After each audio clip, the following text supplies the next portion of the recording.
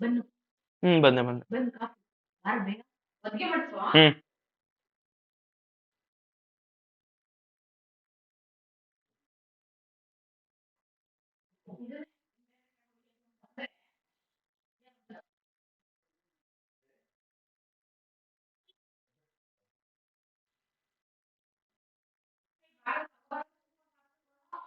Hmm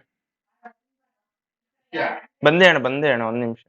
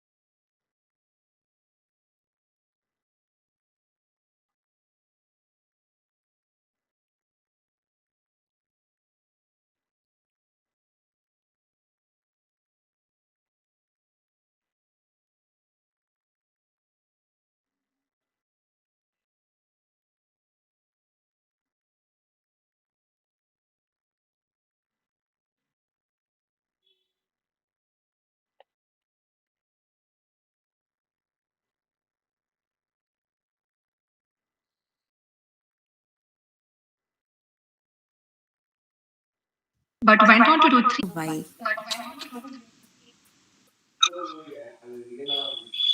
You said the audio was working.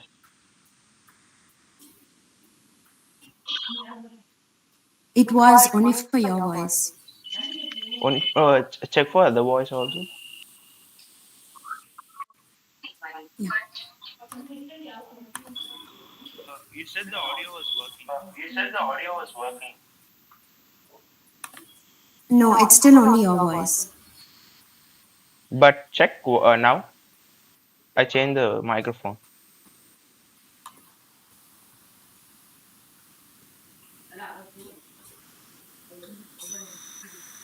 Okay. You're audible now. Okay. Should we do it again? Yeah. Harita, you're sure, right? Yeah, I'm sure. Swanuja texted me. Okay. Thank you. Sorry.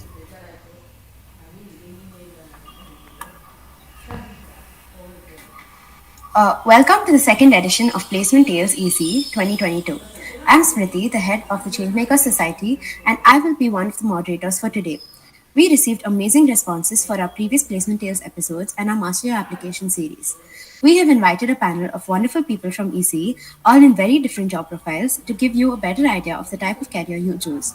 We hope you get some solid takeaways from their journeys and draw from their experiences to make your placement journey as smooth as possible. Over to Mahima to introduce the panelists.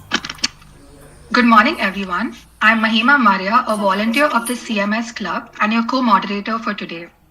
I welcome you all again to the Placement Tales of Electronics and Communication 2022.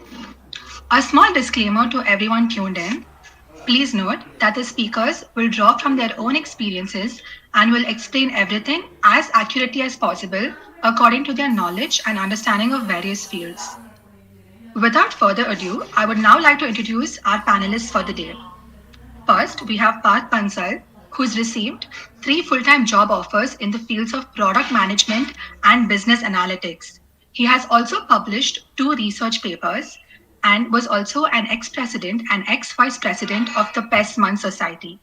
Next, we have Ahan Bose, who has received full-time offers from Bosch and Deloitte USI, an internship offer from Continental, and was also an ex-vice president of the Pestman Society.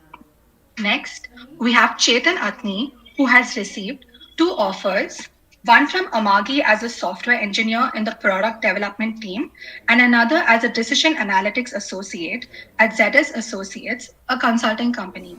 He has also been a part of multiple clubs at college. Most notably, was a member of the PES Innovation Lab, where he did a summer internship project. He was also a part of the Quotient Quiz Club, where he and his team have won and hosted multiple national quizzes. He was also one of the club heads for IEEE RAS. Next, we have Rishal Pereira, who is currently in her 8th semester and did her specialization in VLSI and has completed her minors in computer science.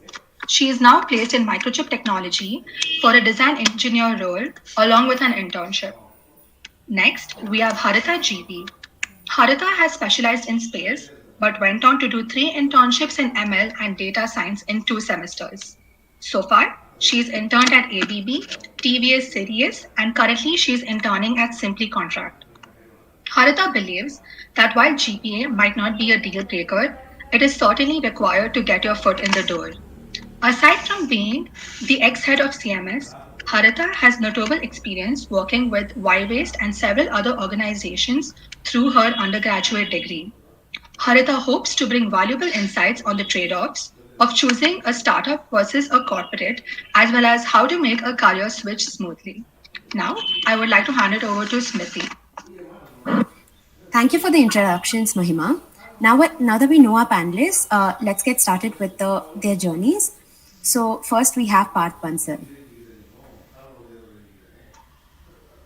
Hi guys, good morning. First of all, again, is everyone able to hear me and see me? All Yeah. well? Perfect. All right. So just before I get started, I'd like to thank Smriti and her entire team for inviting me, and more importantly, for organizing this event. I was in a similar place as the listeners this year, and I believe that this event helped me immensely last year because it helped me gain insights that I probably won't have elsewhere. And I think it's a good forum to connect seniors with people who would like some sort of advice. So, congratulations on doing this last year and continuing to do it this year as well to the Changemaker Society. Now, talking a little bit about my journey, I'm currently working as a product manager for Omnibus. Now, what I've done over the last few years, I'll break into a few segments and just take you all over it. So, in terms of internships, I always thought that I did not want to waste a lot of my summertime because that's the only time we get to really do internships or do something out of our curriculum. So, in my first year, I picked up an internship in the summer at Atos Global IT Solutions. So, this was through a referral, and that's how I secured that internship. Now that was as a project management intern. So that was my first job title or intern title rather. Now in my second year summer, I did an internship at what PS University students will know as one of their research centers, which is called ISFCR. So that's where I did my internship and also happened to publish a paper at the end of that internship.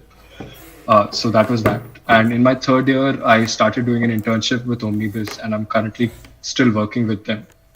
So that's how my internship journeys have been. Now, in terms of a placement journey in general, before I talk to you about my offers, how I got them, and all of that, I just want to tell you a little bit of my perspective as to what was going on in my mind before placement season started for me. So while, like most of you listening on this call, you might not exactly know what you want to do. But for me, it was very clear that there was one thing I did not want to do, and that was coding. Because for the life of me, I could not get myself around doing a coding job. It was something I did not like doing. So I was very clear that that is something I most definitely don't want to do. And I was okay with open to doing other things. And so that left me with two options, which was either a non-tech role or a core job. I happened to take up the non-tech role because through a series of events, learned that that is where my interest and skill set lies. Now, in terms of the offers that I've received a full-time offer as a product manager one from Omnibus. I've received an offer from Genpact as a business analyst, and I've received an offer from Upgrad as a strategic alliance analyst. So how I went about getting these offers was Genpact came directly for campus recruitment. So it was, I think, the only company I applied to for placements in college, and was lucky enough to get selected through their placement process. But both Omnibus and Upgrad were off campus, and I'm just glad to have had the opportunity to create connections, which helped me, learn a lot from these people, and eventually landed these offers. Now, in terms of advice, what I'd like to give you all is, I think it's very important that you need to be selective about where you want to apply. I don't believe in people. I mean, again, people can differ, but at least I don't think it's nice to apply to any and all companies that come, because then you're not exactly sure about what exactly you want to do, right? So you need to carefully look at the job descriptions, see what matches your profile the best, and I know there's a lot of placement stress that happens, but credit where it's due. PS University has had solid placements through multiple years, and even this year, I think, especially for EC, since this is an EC center talk, about 70% of eligible students have been placed, and these are stats that came to me as of December mid 2021.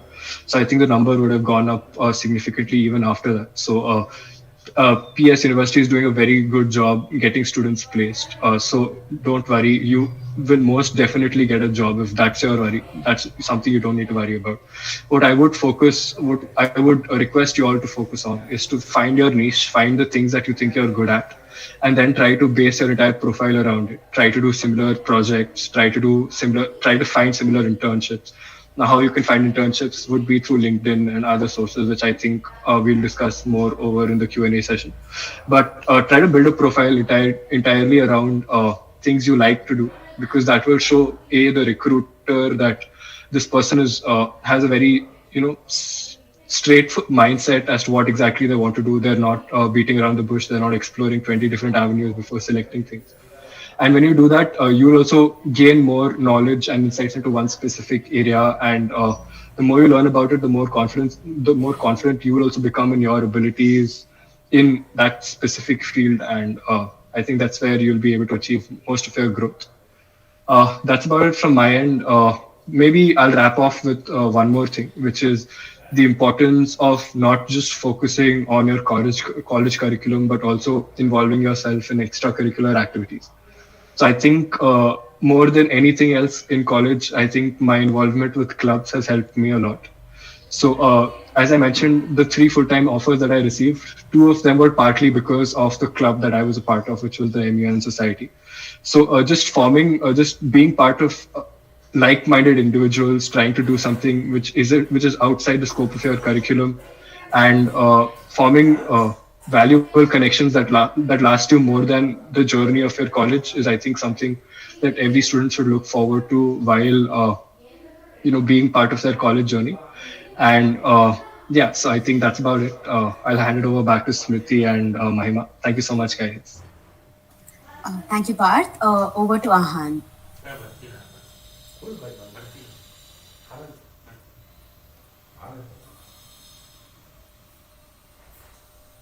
Thank you, Smriti. So firstly, good morning to all my fellow panel members. Good morning to Smriti, Mahima, and Akshay. Thank you so much, guys, for firstly taking up this initiative for our juniors. And I think that it's extremely nice of you all to take time to organize these kind of things. And I'm sure that all the juniors that are watching would definitely stand to benefit from these kind of initiatives, right? So, and secondly, thank you so much for inviting me on this panel, and thank you for giving me this opportunity to share my experience and talk about myself as well. So guys, now to introduce myself, I currently have 2 offers, one from Bosch and one from the Deloitte USI, and I am currently interning at Continental Automotive as a hardware engineer.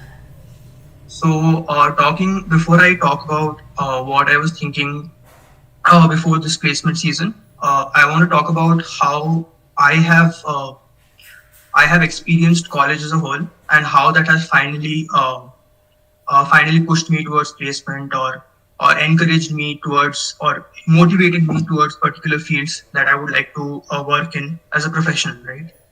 So while in college, obviously, I don't think any of us think about where we are going to get placed or what we are going to do. We are constantly exploring various things, right? So obviously, in all of these things, I find it necessary that we maintain a balance between various things that we do in college, right? So I wish I could tell you that your college academics are not important, or these are things that that won't really help you in life, considering that you're in EC.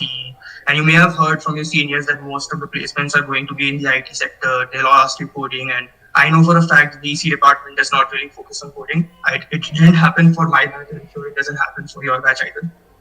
But guys, the very simple reality is your CGPA does matter, right? You can't say that I'm going to be a Mark Zuckerberg, I'm going to drop out of college and I'm going to invent Facebook and that's going to get me something in life. I mean, I'm not saying people don't do that kind of stuff, but your CGPA is very much important. It will make a a very important and significant difference when you sit for your placements. So while I don't like to keep a threshold or a cutoff on or a specific number as to what your CGPA should be, but from my experience, I've seen that a CGPA above 8.5 or above 8.6 is usually what most people try to maintain, and that is something that helps you sit for like most of the companies. Having said that, there are going to be like companies that will filter based on a higher demand, so CGPA can go up to like 8.8, 9 as well, but a safe cutoff would be 8.5. Now, coming to the importance of your college curriculum, so guys, there is no such thing as this that I'm doing in life is not important. Like whatever you're studying in college will help you in some stage or the other.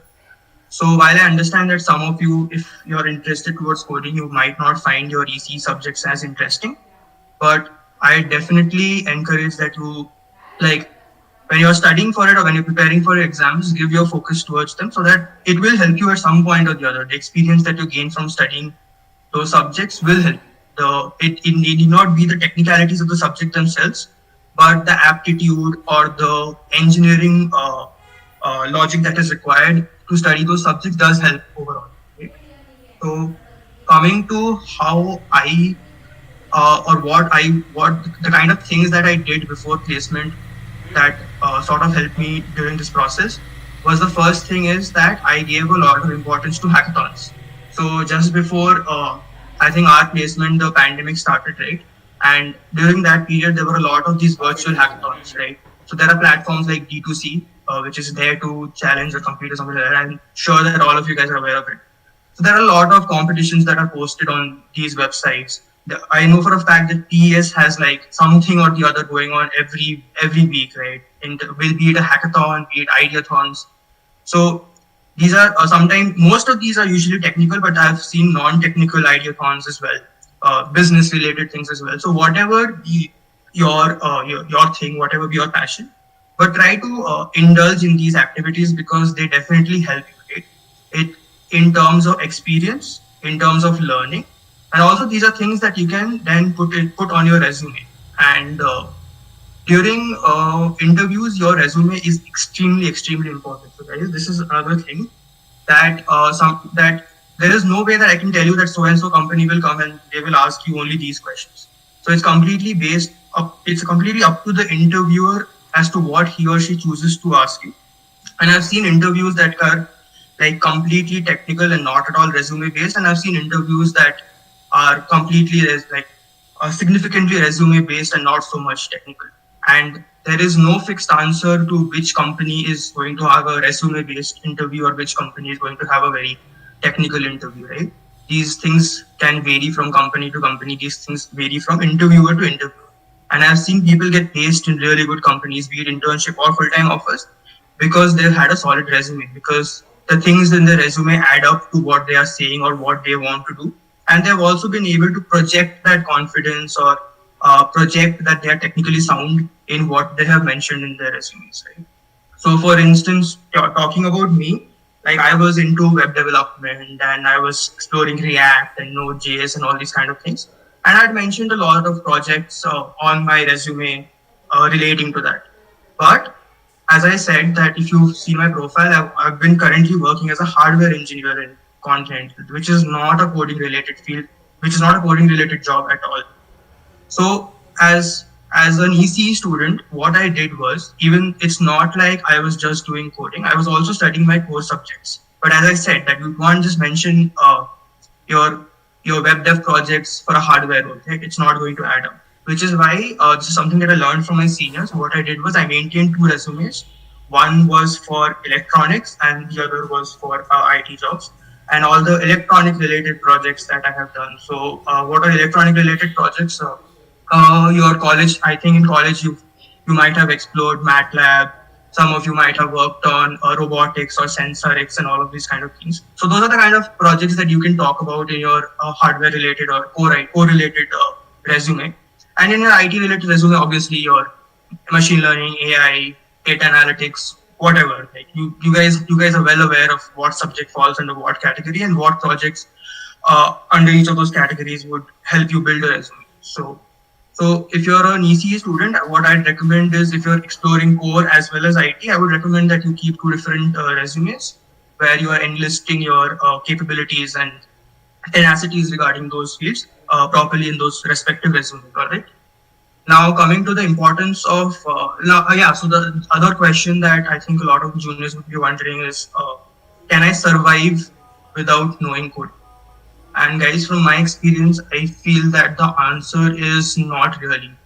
If you're looking for a technical role, you need to know coding in some form or the other. So all the companies that I have experienced through this placement process as well, most of them, even if they're code, they still do ask you coding. They will ask you embedded C or C++, and they will ask you to have an intrinsic knowledge of computer organization. They will ask you to know about registers and so on, right?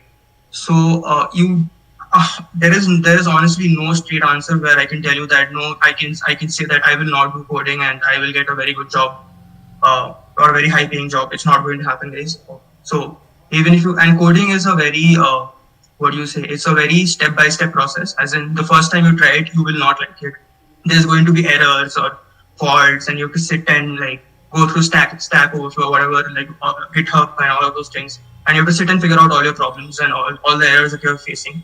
But that is how you learn. It's not a very friendly process, but it is important and it is necessary that you try to develop a habit or an knack towards coding, or try to participate in competitions and so on, because it definitely does help. And there is not going to be a lot of opportunities that you will get in this placement process where if you're thinking that I do not know coding or I don't like coding and I would still want to get placed, it's not going to happen. Most of the companies do come for a technical profile and they expect basic knowledge of coding.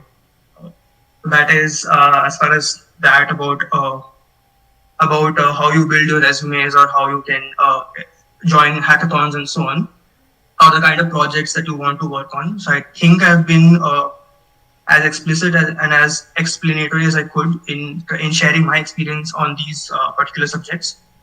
So there's one more thing about your core electronics. If you're looking for a really hardware-oriented job, apart from the embedded coding or computer organization, these two subjects are important, as I already spoke of.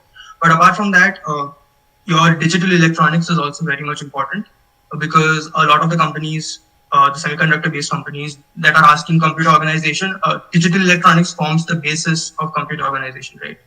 So your counters, registers, flip-flops, latches, timing analysis. So these are also subjects that you should be aware of, fundamentally strong, because then these lay the foundation for computer organization, and like theoretically that is the step. Like you learn digital electronics first and then you go to computer organization. So that is one more important subject. And I have not seen a lot of companies ask about network analysis and analog, but those are important subjects as well. So you should really focus on your basic principles of network analysis, that is superposition principles and all those theorems that you have, right? Like Ohm's law is obviously the most basic thing, but apart from that, maximum power transfer theorem and all of those things you should be aware of. You should know how to analyze circuits. You should know how Zener diodes work, how BJTs work, how MOSFETs work. And guys, that all of these things are important. Don't let anyone tell you that what you're learning is not important. The companies are not going to ask you.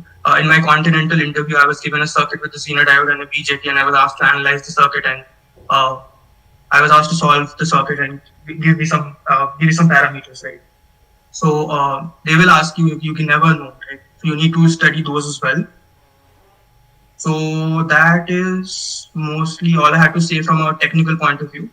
And I'd like to conclude with another skill that I think that all of you should start focusing on, start developing, and that is your speaking and presentation skills. Right? So I think we've all, like, honestly, as much as I can tell you that placements are like not scary, but guys, it is going to be daunting. Even if I tell you right now that no, it's a very chill process, I'd not be very honest. And when you face it a few months down the line, you will be a little apprehensive. You will be a little terrified. But guys, that this is how you mentally prepare yourself. Right? You need to start focusing on how you talk to people, how you are going to face 4, 5, experienced professionals in their respective industries, and you will be having to exchange with them on a very technical standpoint. So the only way you will be able to do that, regardless, like keeping aside how much you know or how much you studied, you still need to know how you're going to communicate what you know, how you're going to talk to them, how you're going to convince them that you not only are you technically aware, but you're also someone that can work in the company, someone that can mix and network and grow as a professional. So the only way you'll be able to do that is if you're sound in the way you communicate, if you're sound in the way you present yourself. So that is why this is a very, very important soft skill, guys. So do not take this lightly. I know a lot of literally everybody writes public speaking as a skill on their resume. It is not. It is not that easy. So guys, what I would do is I would stand in front of a mirror and I would practice talking. It can be about anything. It can be about your family. It can be about your brothers, sisters, about what you like to do. But just talking in general about yourself or about what you want to do helps. You can face the panel that way. You can prepare yourself that way. So that is an important soft skill, guys. So please focus on that as well. And the last thing is aptitude and reasoning. That is also another important. A lot of companies have one round where they ask you about aptitude, and so for me, I bought this book by R.S. Agarwal. It's called Quantitative Aptitude, and I was studying from that. And the first round is going to be, a lot of companies is going to be quantitative reasoning, your time, distance, that the basic 10th grade problems that we're so used to solving. But trust me, even though like I'm saying that it's a basic 10th grade topic, it's not like if you've not practiced it for some time, you will find it little weird to like solve it all of a sudden when it comes. So like guys, practice that as well.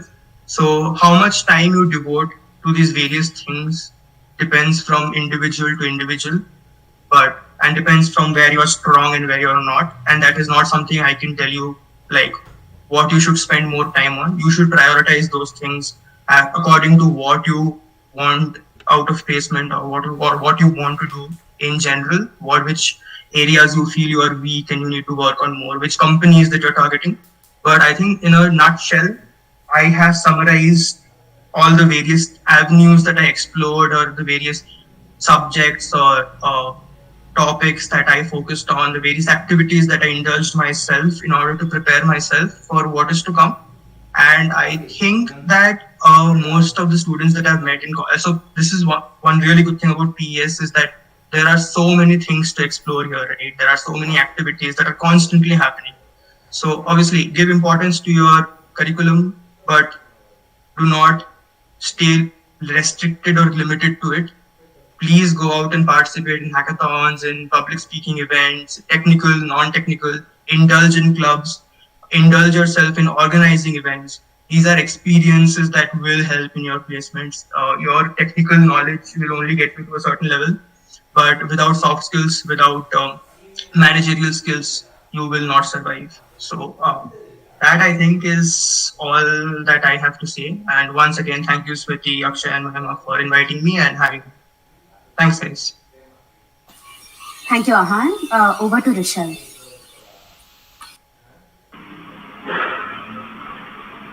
Hello, everybody. Am I audible? Yeah.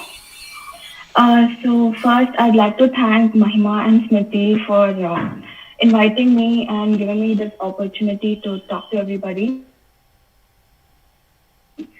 I remember in my third year, just like one of you guys, I attended one of these sessions, and I remember noting down every point that you mentioned, and it really helped me a lot. And I know how important these events are. To talk about my placement journey, it's honestly a very overwhelming process, especially if you're an EC student and you're not sure if you want like a core job or if you want to go to software IT job. It is a very overwhelming process. Initially, I did face a lot of rejection from a lot of companies before I landed in Microchip. So in my second year, from the beginning of my first year, I maintained a very good GPA so that because GPA is like a gateway to set to placements, and I did maintain that. Um, and After I maintained a GPA in my second year, I was not really sure if I wanted a core job or if I wanted a IT or a software job. But like in my third year, I did take up a lot of electives, and I did few mini projects in them. And finally, somehow, I decided I wanted a career in VLSI, and that's how I ended up doing a specialization as well. Once I figured out I wanted a core job, but the brutal truth is there are not a lot of core companies that come in as compared to your computer science or a lot of IT companies that come. So alongside, as I prepared for my core placements, I did prepare for software as well. I did a coding practice and few like aptitude and all of that stuff. So I'd say when I gave my first placement test, that is ANSYS, which is a core company that came in first. I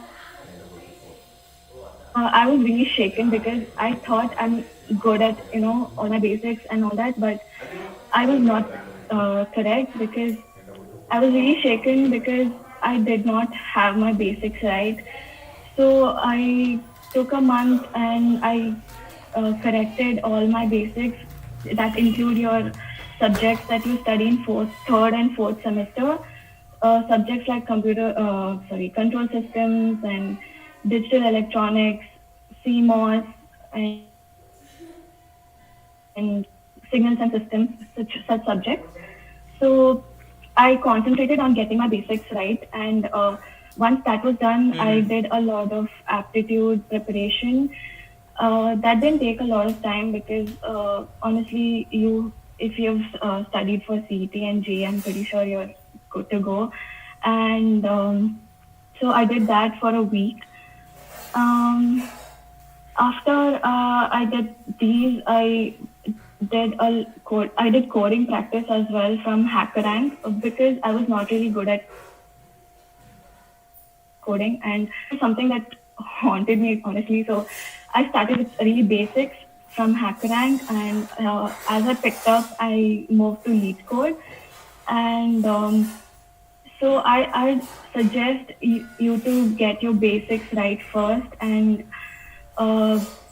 do a lot of projects, get to know what interests you, and explore every field right from your second year, first year, I'd say. So yeah, I'd advise. It's honestly like entire placement process is very stressful. You're agitated. You lose patience. You start doubting yourself. So I'd say also concentrate on your mental health and make sure you participate in other extracurricular activities and focus on maintaining your academic GPA as well. As far as minors are concerned, I know a lot of you might have questions if it doesn't really matter if you have minors or not. Honestly, it only matters if you have the right skills, and it doesn't matter if you learn it from minors or you learn it from other sources like YouTube or any other websites that are available. So minors doesn't really matter, but it does matter if you're looking for higher studies or going for other post-graduation. Unless that's it. That's all regarding minors. Yeah, I'd advise you guys to not lose hope. Just keep on practicing. Everything will fall into place. You just have to give in your effort and hard work. Thank you, Smriti. I think I can answer more in the Q&A session. Thank you, Rishal. Over to Chetan.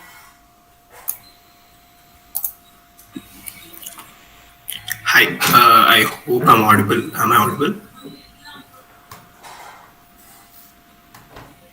Oh, yes, you are. Okay, cool. Hi, guys. So, yeah, like, firstly, I would like to thank CMS for inviting me to be a part of this panel.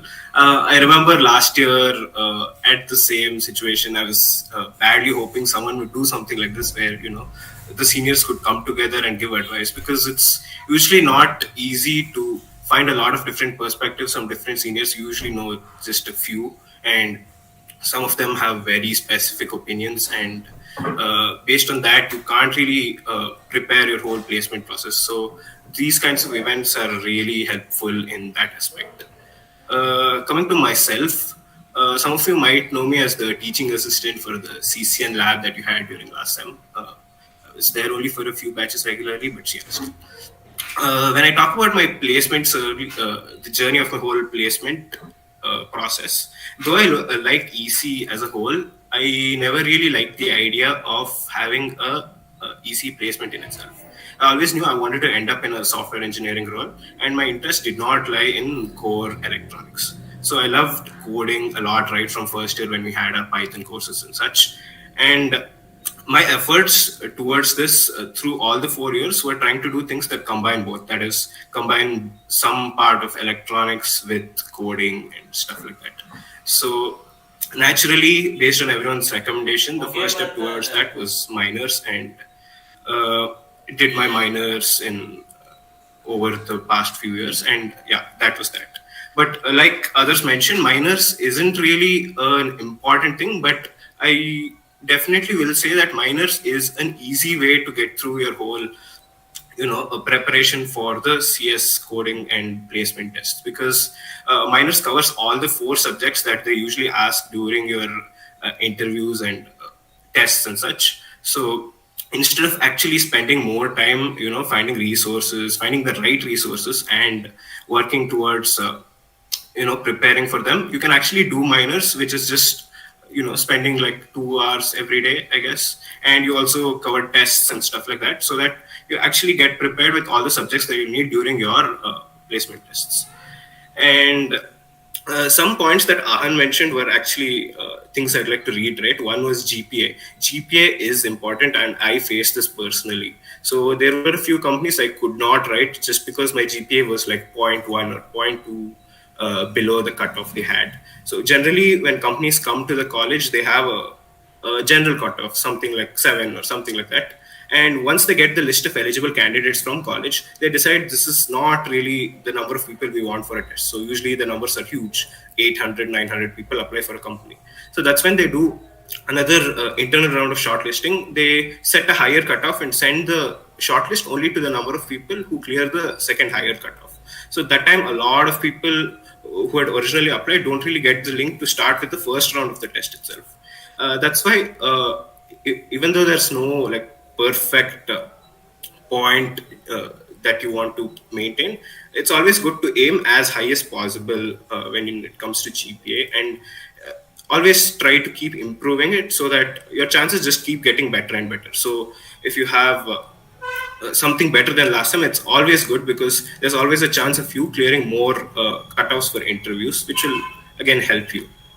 And then one more thing that Ahan mentioned was about resumes, which was again really important, which I thought I should speak about too. So there are both kinds of interviews. One, my interview with Amagi was purely technical, and they did not look at my resume at all during the interview process itself, like when I was talking face to face with the interviewer. So it was completely about coding and technical knowledge. And one of my other interviews, there they stressed a lot more on resume. They kept pinpointing each thing, asked me to explain my projects, asked me to explain the extracurricular activities I had. So interviews aren't really of one type. They can go either way, and it's always good to maintain a resume such that the job that you're applying for, it fits the categories that are mentioned in your resume. So something like, I'm applying for a core CS company. It doesn't make sense if I have a lot of electronics projects. Even the interviewer wouldn't relate to it. So it's good to maintain 2 types of resumes if you're applying for both CS and EC jobs. So your EC resume can be EC heavy, and CS you can do whatever little projects you've done and whatever projects that combine both the fields, you can include in those, because then they'll get more to talk about with you, and with that they can actually judge your understanding of the field itself. And apart from that, one more thing is that yes, placements are scary. You might see your friends getting shortlisted for one company while you didn't clear the shortlist, the online test or something like that, and it gets really intimidating. You're like, why did this happen? Where am I going wrong? Am I a failure? All that. But that's not really how it works. There's a lot of factors involved. So it's not really good to keep thinking that I didn't clear this, maybe I'm not good enough. It's always good to just take that as a learning experience and keep practicing, because there are ample opportunities college provides you. There are literally so many companies that keep coming every single week, even now. So everyone does have a fair chance to get placed, and everyone does get placed. So you don't have to worry too much about it. You just have to keep improving yourself and try to maintain your calm. There is one more important thing I'd like to say is don't keep something like a dream company or a company that you really want to get into, because it's good to have companies that you might want to get into, but don't fixate yourself on actually like that is the only place where I want to land up or something like that, because that can get really hard. I did face one interview rejection where a company which I really wanted to join, I got kicked out of the first round of interviews itself, and I felt so bad that day. I could not do anything else. I just had to go out and clear my mind that whole day, and it took me almost a week to get back to the whole placement process and start doing tests again better. So don't stress yourself on dream companies or things like that, because there are a lot of factors, like I mentioned, a lot of factors that get into your placement experience itself. So it's good to keep an open mind. It's good to read through JDs. So whenever companies come for placements, they send you a JD. It's good to go through them and apply only if the things mentioned there are of interest to you. So something like ML or AI is not something I'm interested in. I would preferably not apply to those companies, because even though I might clear the placement process itself, but once I land into the job, I might not like what I'm doing, and I might not understand what I'm doing, and that just leads to a series of problems, which is not ideal, obviously. Then, so because I was in EC and I wanted a CS placement, I had to start working towards it through various aspects. So first was the projects itself. All the projects I tried to do were a combination of CS and EC, and the first step I think I gave towards this was in second year when I did this internship with Best Innovation Lab, PIL. Some of you might know about it. So they conduct a recruitment drive every year where they hire students and they give them cutting edge projects to work on. So we worked on something based on cloud computing and stuff like that, which again started to help me know more about how industrial level code works and how you maintain code bases and how you work with teams and all that. And my capstone project itself was also a combination of CS and EC. I tried really hard to find a meeting point where both those domains could join together in one project. So that was another thing that aided me in the process. And these things actually matter, because these small things like your capstone project helps you talk a lot during your interview. So I can explain my whole capstone project in an interview, and because it's the combination of two fields, I could explain it in both perspectives in different kinds of interviews. So a CS interview, I can actually talk about it in the CS aspect and talk more about the code base and what language we ran and what software we used. And in the EC interview, I could talk about it in the hardware perspective and how this is relevant in the electronics field. So if you're aiming for a CS placement, try to do stuff like this. And apart from that, I did do quite more projects in core EC, like robotics and stuff. But those then again didn't really help in a CS point of view, because your interviewers are never going to relate with what you're saying. It becomes too technical for them as well, because they are not into that field. So they wouldn't really appreciate your knowledge and understanding in those fields, because it's not relevant to the job that you are applying for. And when you're just thinking about placements, the other extracurricular activities also come into play. So, like they introduced earlier, I was part of quite a few clubs, and especially QQC and IEEE RAS, they help me improve my speaking skills and confidence a lot. So, being a club head at IEEE RAS, I could go up on stage and had to like conduct and organize a lot of events, and stuff like this actually gives you the exposure and the confidence you need to do a lot more things in life, and placements is just one of them. So you need to be able to maintain a conversation with your interviewer. The interviews are always designed to hire, not to reject, is something that I read somewhere. So what I mean by that is the interviewers are always trying to find ways to encourage you, give you hints, and this is something you can see in all interviews. So if you get stuck a little bit, also they're going to nudge you towards the solution, give you small hints, ask you if you want help. And it's not like you shouldn't take help or something during the interview. It's always, if you're stuck, it's always recommended to take help, because that shows that you're willing to take inputs from others and use that input to actually build towards your solution. So when you're involving yourself with clubs and events and stuff like that, you're actually getting to learn all these skills where you can use them in your placement, so that you can actually maintain a conversation and ensure that the whole, it never gets awkward at any point, because the interviewer themselves are trying really hard to give you stuff that you will be able to solve. They know you're freshers, even though they are like experienced and veterans in the industry. They know you are freshers, and they try to make the interview as such. They try to bring you stuff that are relevant to you and that you can solve, or maybe something a little higher with their help is something you can solve. They know stuff, sometimes stuff like a harder problem cannot be solved entirely by you. So they do allow you to take inputs. They expect you to ask them for help and take a little input and help them towards building the solution. So it's always okay to take help from interviewers, but don't really make that a habit or something. Don't really make it like the whole interview is taking help. They want to test your technical skills and your communication skills and how you interact with them as a whole. So if your interviewer likes you and likes your way of approaching things, you're more or less done with the interview and you can go forward. And what else? So when you come to CS placements, of course, you're a little behind when you come to your CS peers, and you need to work on that. And definitely one way for that, like I mentioned earlier, is minors, where you can just follow the syllabus and you gain a lot of insight on the data structures and algorithms, for example. That is something that you can learn very easily through minors. And they teach you like structured way, and they make you do problems and code based on that. So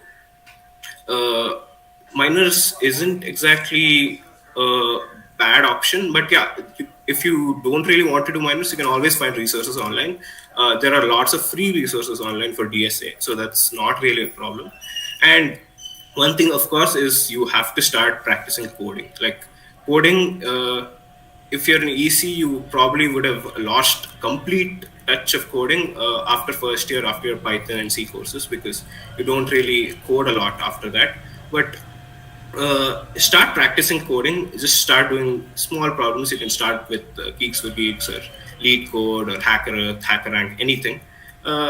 Just start coding from the easy questions one by one, and you can start building up to better and more complex solutions. And that is the way it is. Like that's how you build your confidence on coding. So coding practice is something that you cannot ignore. You can spend like just 1 or 2 problems a day. I used to do like 5 problems a day, and that's it. Nothing more, nothing less.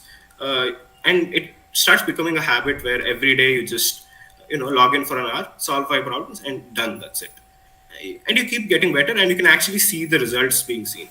And this is something that I had to do out of force, because I remember around this point is when the summer internship companies started coming, and I participated in a few of the hiring processes, and whenever I went to the the coding test itself, I could not clear even one single question. I was like, I was very confident before that. I was like, yeah, I'll clear all these questions. I'll get a summer internship. But then I couldn't even clear one of the coding questions. So that's when I realized this is not the way to do it. There is a structured way to do this. So that's when I started going to lead code, started doing sums every day.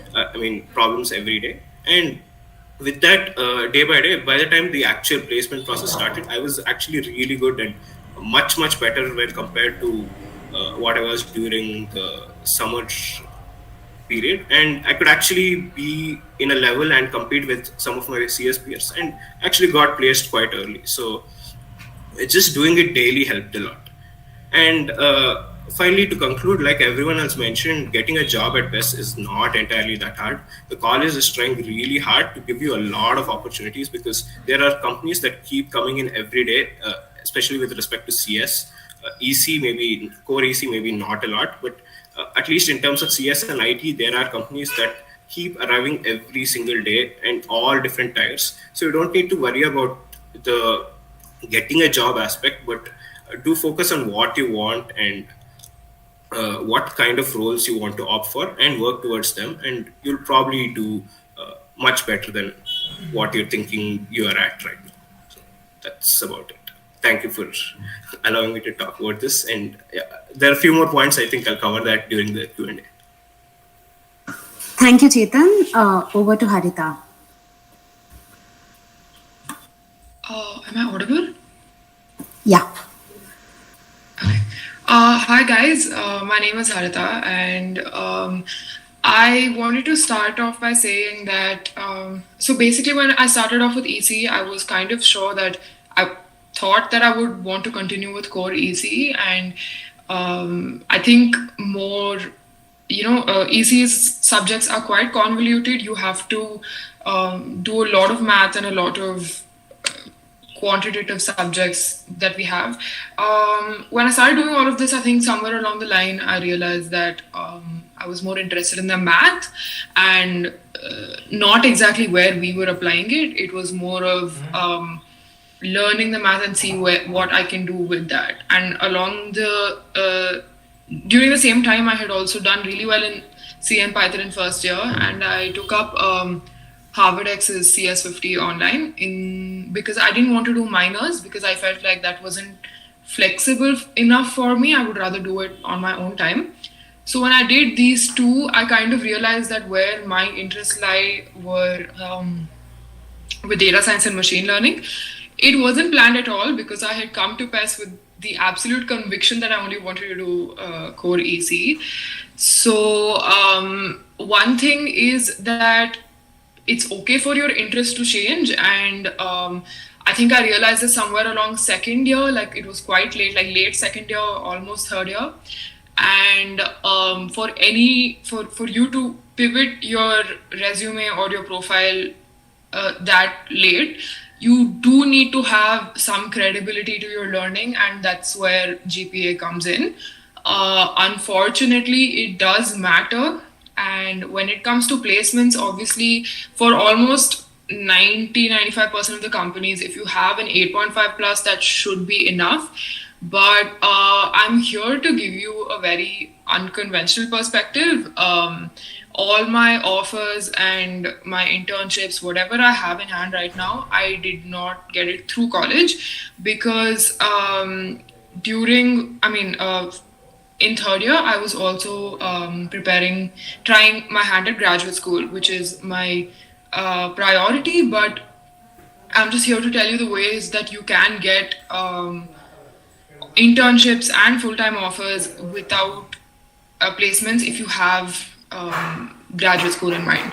So GPA range, so I got all my internships by either networking, by using AngelList, which is a great resource for anybody that wants to work for startups. And I had a lot of contacts from Twitter as well, which is such an undervalued resource. I strongly suggest everybody get on it. And talking about my projects, so My capstone project was in machine learning, and obviously this was after I realized that machine learning was what I wanted to do. It was more in the computer vision side, and except that when I realized that I wanted to switch from core ACE to machine learning, I started doing a lot of projects on my own, and there are obviously several resources that you can use. But when it comes to interviewing for startups, I think it's very important. So a lot of these startups don't exactly have a technical round as such, unless you're applying for a software engineering job, obviously. It's more of a technical interview of the role that you're applying for and a resume review. And some of them will also have an assignment. They will give you an assignment that you have to complete, and based on that, they will call you for an interview for your resume, and the last one would be a pure subject technical interview. So when in this case, it's imperative that you know the in and out of every project that you have mentioned on your resume. For example, when I had put up that I had done sentiment analysis of tweets on my resume, and when that was brought up in my interview, I was asked about the evaluation metrics I used, the libraries I used, what did you try to do differently, how did you try to optimize the model, how did you compare it with other models. It was just an in-depth, like you just have to know in and out of everything that you mentioned on your resume. If you're not sure, just don't put it. It's okay that your resume isn't full and overflowing, but do not add something that you do not know. It's please only take on what you can handle and have like some kind of time that you can use for recovery, because it just becomes too much too fast. There I was a data analyst intern, so it was less relevant to my machine learning career, but it did teach me a lot about data processing and all of that important steps that come before. And right now I am an NLP intern at Simply Contract, which is a startup that focuses on intelligent contract processing. So this also I got through networking. So if you have other paths that you want to consider, maybe writing GATE, CAT, whatever it is, if placements aren't your primary focus, I suggest you give your 90% of your energy to that and try to get internships via networking. So I also do have two more internship offers, that because my Simply Contract internship is only for 2.5 months, and I have a few internships lined up after that, as well as the prospect of getting a full-time job in the eventuality that I don't get graduate school. So I think it's important to have all these options, because there is a lot of ifs and buts when it comes to graduate school.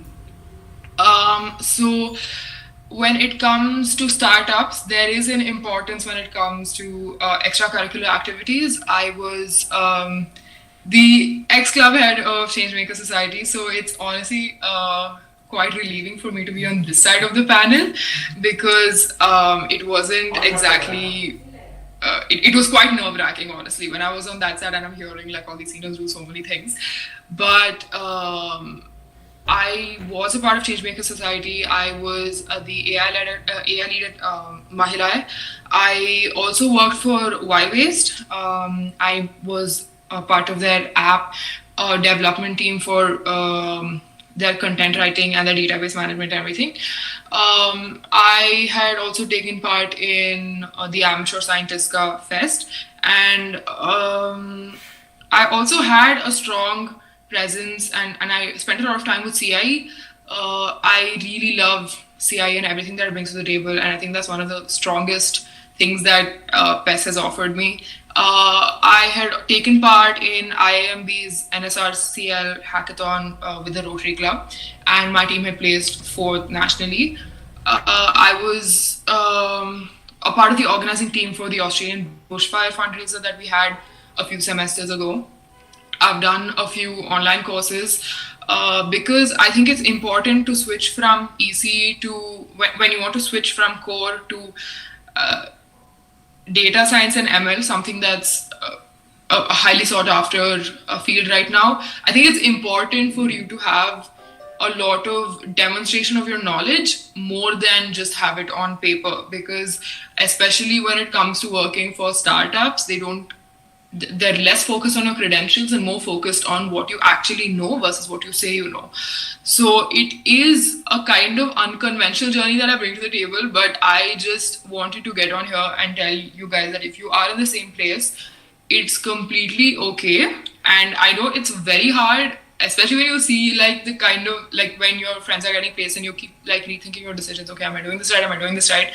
But working for startups and working in the entrepreneurship area in Bangalore has been extremely insightful and has like opened all sorts of parts of me that I didn't even know existed. And I am here to answer any of the questions that you have with respect to that. I wanted to keep my intro a little more shorter because I think I've gone past what I wanted to say, but I am open to answering any question that you have with respect to this. And thank you so much, Viti and Mahima, for having me here. It is amazing to be on this side of the panel. Thank you, Harita. We will now have the question and answer session. And our first question is, what should be highlighted in resumes for technical, non-technical and core jobs? And we'd like Harita and Ahaan to answer this question.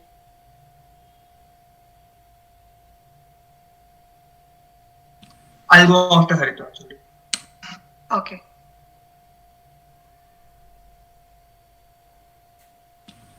Yeah, I'm sorry. So when it comes to non-tech and tech or non-tech core jobs. Okay, so especially when it comes to your resume, you need to have, depending on what roles you want to sit for, you need to have separate resumes, like Ahan said. I think that's very important, especially even in the way that the order that you present it does matter, because you have to understand the average person that goes through your resume doesn't look past it for like max of like a few seconds. That's it. When it comes to tech jobs, I think I focus more on my projects, the skills I know, and my professional experience just added there. The key with having a very neat resume is that you have to make them curious, so don't make it full verbose and add all the details and everything right there. It has to be some sort of, think of it like a conversation starter, all right? You're going to use this to talk about it in your interview. So add it in that, the thing that I used was add it in order of how much effort I put into it, like as in what it taught me the most. Add it in that order. When it came to tech jobs, I added projects at like the top, because the learning curve for projects is very steep and you learn a lot when it comes to projects. And right after that, I added professional experience, because they're bound to ask you about that anyway. And you do learn a lot from professional experience, but academic projects kind of highlights how much are you able to do on your own with the least amount of overlooking and monitoring, right? So add your projects and add what you did, what you tried to do different, and what is the technique you used, and if possible, write the language that you use. So I would do project name in bracket Python, the approach I used, what I did different, and if there's any improvisation over the current technique that's used. Write it in a sentence, don't write bullet points. I'm just trying to elucidate the structure of the sentence that you can use. And when it comes to, if you have any scholarships, please write it on your resume right under your education. So if like, PS University, duration, major, your cumulative GPA until whichever semester. So mention which semester you've done it, you're writing a GPA until, and then write down your scholarships as well. When it comes to non-tech jobs, I think even in tech jobs, I think it's important to highlight your non-tech skills, because you don't want to look like someone that only knows how to sit and work behind a laptop but doesn't know how to take charge or a lot work, or doesn't know how to step up. So whether it's public speaking, I do agree with Ahan that do not add it until you are sure of it, but it is extremely important that you do take care of the way that you come across to a panel. So add public speaking, add crisis management, but make sure whatever you write, just don't pick up random adjectives from somewhere. draw from your experiences. Like if I could say that, okay, I did so and so a task and there was a crisis like this, so I handled it like this and therefore I'm good at crisis management, because they will nitpick these things. So you have to highlight all of this in an effective manner and make sure that you go through your resume several times. For startups, I think I sat for at least 50 interviews. Like it's not easy at all when it comes to startups, especially because they will absolutely grill your resume and you need to know it in and out completely. And the skills that you mentioned, from your non-technical to your languages to the libraries you use, just make sure you know as much as possible and do not write anything that you do not know. That's all I had to add, so I think I can pass it on to Ahaan. Thank you, Harita. Just like to add on to what Harita had said, I think she's pretty much summed up quite a lot of it. Essentially, for core, I can suggest that you can mention some of the subjects that you are proficient at. Obviously, you will not be proficient at all the subjects because there are just so many of them. But for me, I was good with circuit analysis, network. Your resume should be very clear about what was your role in it and how proficient you are. So this is something that I experienced. Like I knew the protocol, but then I didn't know like what it is exactly.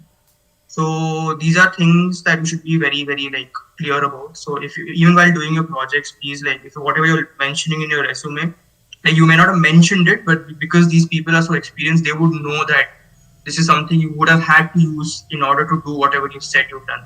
And you may not be aware of it completely, but you should be like, try to like focus, like when you're doing a project, please focus on like the nitty-gritties of it and be very, very like, precise in the areas that you're working in. Like try to focus on things that that most people might ignore, but please don't do that. And so yeah, that's basically what I would say about and the non-technical aspect. So even a technical resume should find mention of some soft skills, right? So if you've been a part of a college club, if you've organized events, if you have been a teaching assistant even, that is something that you can put on a resume, right? Because obviously as a teaching assistant, you're required to like coordinate things, you're required to prepare presentations, prepare assignments. Those are skills that are valuable for a company. So it could be like small things that you've done. It could be working. It could be volunteering for an NGO that I've seen people put on a resume. These are things that matter. So like there is no such thing as like if you feel that, oh, I've done this, but I'm not sure if I should put it on my resume because it may not be as exciting or it may not be something very big. Don't be disheartened by that. Please, as long as you're confident that it gave you substantial experience and you feel that defines you as a person, that defines you, that can help you market yourself, that is a sellable skill, then there is absolutely no reason why you could not or should not put it on a resume. So yeah, that's about all that I have to say. Thank you. Okay. Thank you, Ahaan and Harita. The next question is, how do you prepare for interviews? Harita, can you answer this? How would you prepare for the interviews? Okay, sure. So the thing with the interviews that I faced was, so I'm talking purely from the basis of HR interviews, and I mean technical, I think the others have given adequate information, and I think somebody can add on if there's anything additional to say. But talking about HR as well as resume interviews and telephonic interviews, there is a lot that you should, first of all, again, I cannot like emphasize enough how important it is to know everything on your resume. When it comes to projects as well as any additional internship experience that you have, please be sure that you can disclose whatever you're saying about your internship, because most internships require you to sign an NDA. So whatever you can tell them about it, you tell them, but do not go more deep into it because that comes under another purview. So that is important to keep in mind. As well as, so there is a really good resource called PRAMP, PRAMP, I think I spelled that right. That is a place that you can go to take mock tech interviews, which I found it to be very, very useful. Aside from that, we have, when it comes to ML and DS, start from the absolute basics, as in start from what is an activation function. Let's start from there, and then build up to what is the difference between recurrent neural networks, normal neural networks. What are we? Why would you use one for a specific project and not for the other? With the data sets that you've worked with, why did you use this specific method? Why not this? Like, be prepared for all kinds of answers, and that is the level of expertise that they expect you to have when you're talking. I think with interviews, it is also important to be sure of yourself, because you have done this work in whatever capacity, because I'm pretty sure even they know that these are team projects. And when it comes to libraries, make sure you go through the company's domain. So if they're a computer vision company, or if they're an NLP company, these two types of companies deal with different libraries altogether. Try looking at Azure services that might come in handy. What are the state-of-art methods that are currently being used? What is their technology? What are they working on? And what are the libraries related to that? Okay, so I think one very important thing is that they don't expect you to be interfaced with all the resources and libraries beforehand, but what they do expect you to know is, expect you to have done is at least research the company and go through the company culture. This is something that's quite overlooked, but it shouldn't be. Especially bigger companies, they do take their company culture very seriously. So go through their company culture and show the interviewer that you have done research about the job that you're sitting for. You just didn't show up here. So do the research about the company, see the technologies that they use, make sure you introduce yourself to the libraries and see the kind of things that you haven't come across, and tell them that even though I haven't used this specific library or technology or model, I went through it, and I think it's not that unreasonable of a jump for me to make, and I can learn pretty fast given that I have prior experience and so on. So that would be a great way for you to bridge the gap, because if you knew everything, you wouldn't be a fresher. So you don't need to worry about knowing everything or putting all of these skills on your resume. So after that is done, make sure you have a more... First of all, if you do want a minute to speak, like if you're thinking, and like, don't try to fill in words, just hold on, just say, okay, fine, I've understood the question, I just need a minute. Just think coherently, try to structure your answer in your head and try to tell them, because they don't expect you to have all the answers just ready at the tip of your fingers. But make sure that you aren't rambling, or you aren't wasting their time, because even if you do know it, it comes across as you don't know anything, because you're just filling your sentences with ifs and buts and however, generally speaking, all of these things. Don't use too many fillers, come straight to the point, don't try to use convoluted language, be approachable, respectful, and be confident in yourself, but don't sound arrogant. There is a very fine line, and a lot of people do cross that line, but do not be extremely obsequious to, like, don't be like, I'm like repeatedly telling that, oh, I'm so grateful to be here. Just have faith in yourself, because they are looking to hire you as much as you want to be hired by them. And I think that should do the trick, but do have a lot of technical preparation, because this confidence should not come from a place of, oh, I think I can just make pretend. It should come from a place of, okay, I've done so much preparation, I know my things, I'm here, let's talk about it calmly.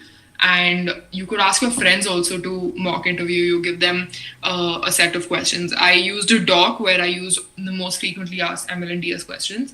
They were about, and the most frequently asked concepts, it was about 250 pages, and it's not as easy as it sounds. I can give you like things that, oh, it'll definitely, it's a breeze. It's not a breeze at all. It is a lot of hard work, but I think you can really see through it in the end. So yeah, that's my 2 cents on that. Thank you, Harita. The next question is to Parth. What kind of questions do they ask for a non-tech role, both in the interview and the placement tests. And if you could talk a little about the resume process in a non-tech role as well, that will also be good. Sure. All right. So I'll divide this into two parts. So first is more of your mindset change. Yeah. So your non-tech interviews are a lot more different from a coding job. And in terms of sitting for interviews in general, a mindset that you need to have, and I think Harita mentioned this, and I think Ahan mentioned this earlier as well. It's that they need you as much as you need them. Because if just take this for an example, if a certain company is coming and hiring 1,000 people every year throughout different campuses of the country, and they do this year on year on year, it definitely means that they are in look for good talent, right? And retention rates at these companies, which basically means people staying at these companies, is very low. So people tend to leave, and that's why they have to hire again, and so on and so forth. So it's important for them too to find good talent. And you just need to have that belief in yourself that you are one of the better ones out there. And if you are able to communicate your points across, you should be confident that you will make a good impression. Now, a small trick that I happen to use in most interviews that I sat for is always research about your interviewers if you get to know who they are. So especially in college placements, I've realized that when they send you mails, they'll probably mention their name or some basic sort of information about who's going to take your interview and what time it's going to be. So just search for their name on LinkedIn along with the company's name, and their profile will come up. And always try to ask insightful questions based on their profile. So based on their experience, yeah. So in that way, they also realize that you've also done your research and you care enough about this job to take that extra mile that most students otherwise don't do. So I think that I've done, every time I've done that, I've received positive feedback regarding that. So I think maybe you could try using that in an interview or two whenever you find it necessary. Now, coming more specifically to the question about how to prepare your resume and how exactly to structure yourself in an interview, what kind of questions they ask, and so on and so forth. So it's two things again. One is it'll be resume based, and one it'll be role specific. So resume based, again, this could be depending on which company you sit for. So maybe they do this in one round and have like a 1 hour call with you, or they might split into two different rounds where you have two separate panelists asking you these two separate things. So in a resume based round, they will try to focus on seeing if what you've put in your resume is something you actually know. And this is something, the importance of this, etc., has already been spoken to by the other panelists. So I don't want to delve too much into that again. But talking about role-specific questions, so I'll give you examples of the kind of questions that I had faced, and maybe you could draw some inspiration from that for any of the non-tech jobs that you'll sit for. So for a product management interview, I was asked questions around forming user stories. I was also given a case study, and this was 9 months back. So a case study, because that time there was a vaccine crisis in India. So my case study was how should we go about solving this using tech. So these questions almost always will be open-ended. No question has a definite answer. There might be 20 people who will approach it in 20 different ways, and they could all also be equally impressive. So just always try to think about it the way your mindset works. So you don't have to try to get at a perfect answer. Always ask follow-up questions, try to get more clarity on the question. So yeah, this is something I don't see a lot of people doing in their interviews. It's like you listen to a question, you think, and you start speaking. It's not a one-way thing, right? It's every interview is like a communication between two people. So anything that you want to clarify, you think you'll be able to answer better if you had more clarity on certain aspects of that question. Like a very simple example is why, what, how. Just asking these questions to yourself, seeing if it makes sense to you, and if you think some of these things aren't clear from the question asked, you can revert back to the interviewer saying, so what is my target audience? What's the segment I'm looking at? What tech resources do I have available? So on and so forth, just for examples. And base your answers on things like those. Now, for a business analyst role, the kind of questions I was asked was, let's say a lot of that was SQL, which is SQL. So they were asking me questions and probably asking me to solve them on those online interfaces, sharing my screen because I have online interviews. Again, based on my resume, a couple of skills that I mentioned was data visualization and data processing.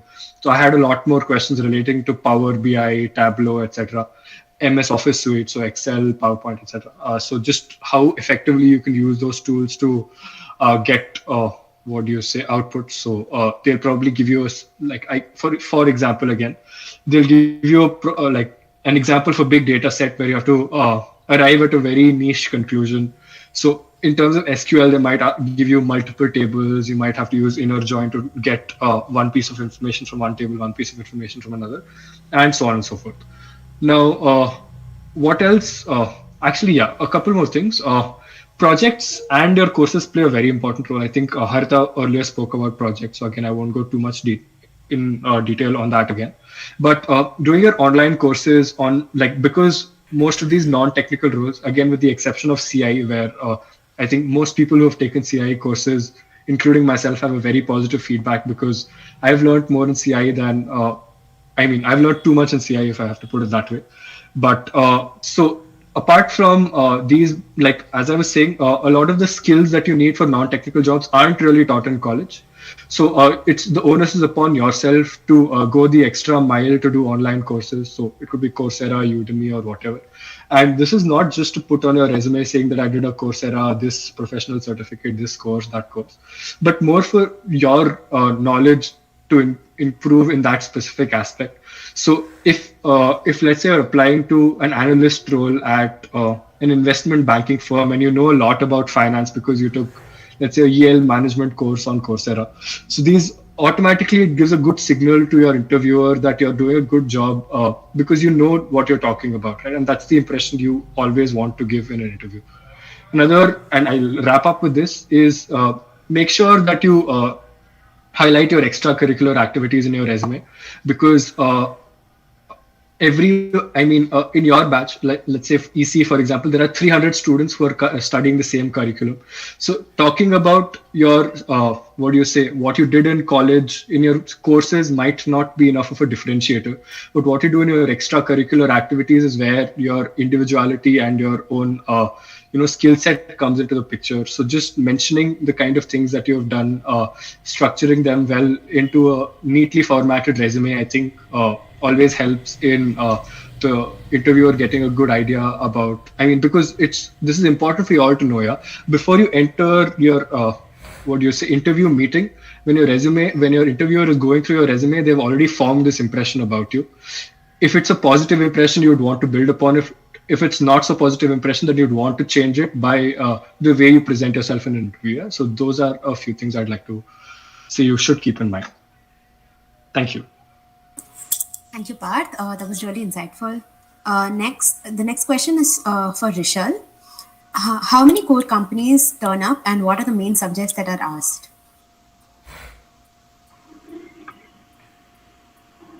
Okay, so regarding the number of core companies, I do not have an exact number, but I'd say around 20 core companies come up.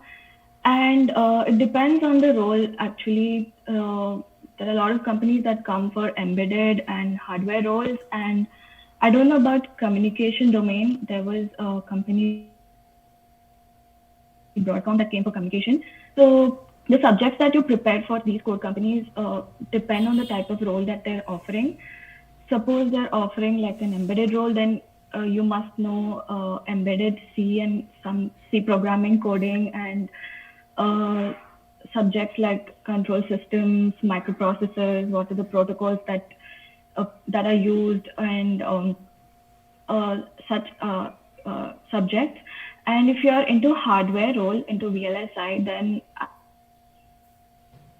I'd say basic electronics, digital electronics, CMOS. These are like the main subjects that they ask about. And Verilog is very important. I was asked Verilog in every interview that I gave. And so my microchip had like 4 rounds of interview. 2 were technical round, 1 managerial and 1 HR. And all the managerial round was again a technical round for me, which was unfortunate. But then again, in all my 2 technical interviews and managerial interview, I was asked Verilog, so it is important. And be prepared with microcontrollers and microprocessors. There's this website called VLSI Expert. You can Google it, and there are a lot of concepts on VLSI that they have explained. Like it's just a blog on all these topics, and it's explained in a really simple language, and it's really helped me a lot. A lot of VLSI companies that I attended had questions on timing analysis. This is something that we do not do in our coursework. So I went on YouTube. There's another website, a Nanland YouTube website. So there he explained like a lot of tech related stuff. So that really helped me a lot. And about the interview, see, whatever the interviewer is going to ask depends on what you answered to the previous questions, right? So try to tweak the interview in your to your positive side, so that whatever the interviewer is going to ask depends on what you know. And also being confident matters a lot. I cannot stress this enough. Be confident on what you answer. Like even if you don't know the answer, it's okay. Try your level best to approach it, or don't just say you don't know the answer. Just approach it and don't bluff a lot. Like even if you don't know, it's all right, but don't bluff. Just answer to the point. And I was really nervous in my interview, and there was this interview which I gave. I was so nervous that interviewer was like, "Do you need some water? Or are you okay?" So you tend to get nervous, and it's okay. You'll learn with every rejection that you get. Everything is just a learning process. So don't take a rejection too hard on yourself. Just try to improve. Keep answers to like general questions ready in your mind, like tell me about yourself or what are your goals and all that stuff. Just keep answers ready to them. And subject wise, I'd say NAS is also important. I know it's like the hardest EC subject, but you have to know like few questions were asked on RC circuits, on few on diodes, and few on basic networks and all of that. So it's important you know NAS and control systems like transfer function. What is the transfer function? In one of my interview, I was given a signal. The interviewer showed me a signal, and he asked me how the transformation works, what all functions I can apply to this, and what will be the output, or how can I code a Verilog so that I get this output waveform. Such questions. So signals and systems also matter. Get your basics right. Go through your third and fourth semester subjects. Read them. Like take some time off. Get your basics right. I'd say that's really important that you know. Yeah, that's all. I'd wrap up. Okay, thank you, Rishal. So the next question is to Chetan. When do we start coding preparation for IT roles, and what are the main topics that we're supposed to concentrate on? Okay, so I think most of you are in sixth semester, if I'm not wrong. So the easy way to answer that question is by saying as soon as possible. Like there's nothing like starting too early, obviously, and you can always do a little coding every day. And like I mentioned earlier, you need to catch up to your CS peers, because this is what they do day in, day out, right? They just, all their subjects revolve around this whole concept of computer science. So you need to catch up to them, and you need to do that step by step. You can't really just jump into one random thing that you found or something that your friends are doing, because your friends might be at different levels already. You might be starting at the very beginning. Well, for example, they might have done a minor and they will have more knowledge than you have at this particular moment of time. So mainly the subjects that you need to worry about for a CS interview is you have to worry about your DSA, that's your data structures and algorithms, your operating systems, your computer networks, and DBMS, your database management systems. So primarily these are the main or only subjects that they talk about during your interview, and they usually cover this both during your coding test as well as your face-to-face interview, because in your coding test, what happens is usually they have a section where they'll have 2 coding problems, and plus with that they'll have a few MCQs where they'll ask stuff from OS and CN and all that. CN you guys have already covered, so that is good. And OS, if you've opted for real-time OS as one of your electives, so you will have some sort of idea of what OS is all about.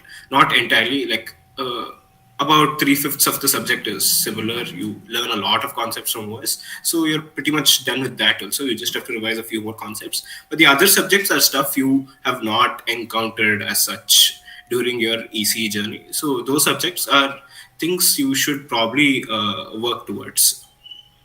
One way obviously is minor, or the other way is you have a lot of online resources. You can go up to Udemy or Coursera. The certifications themselves don't matter. What knowledge you gain out of them really matters. So the same, I've browsed through Coursera and I've found courses which are exactly similar to what we learn from our DSA course in minors.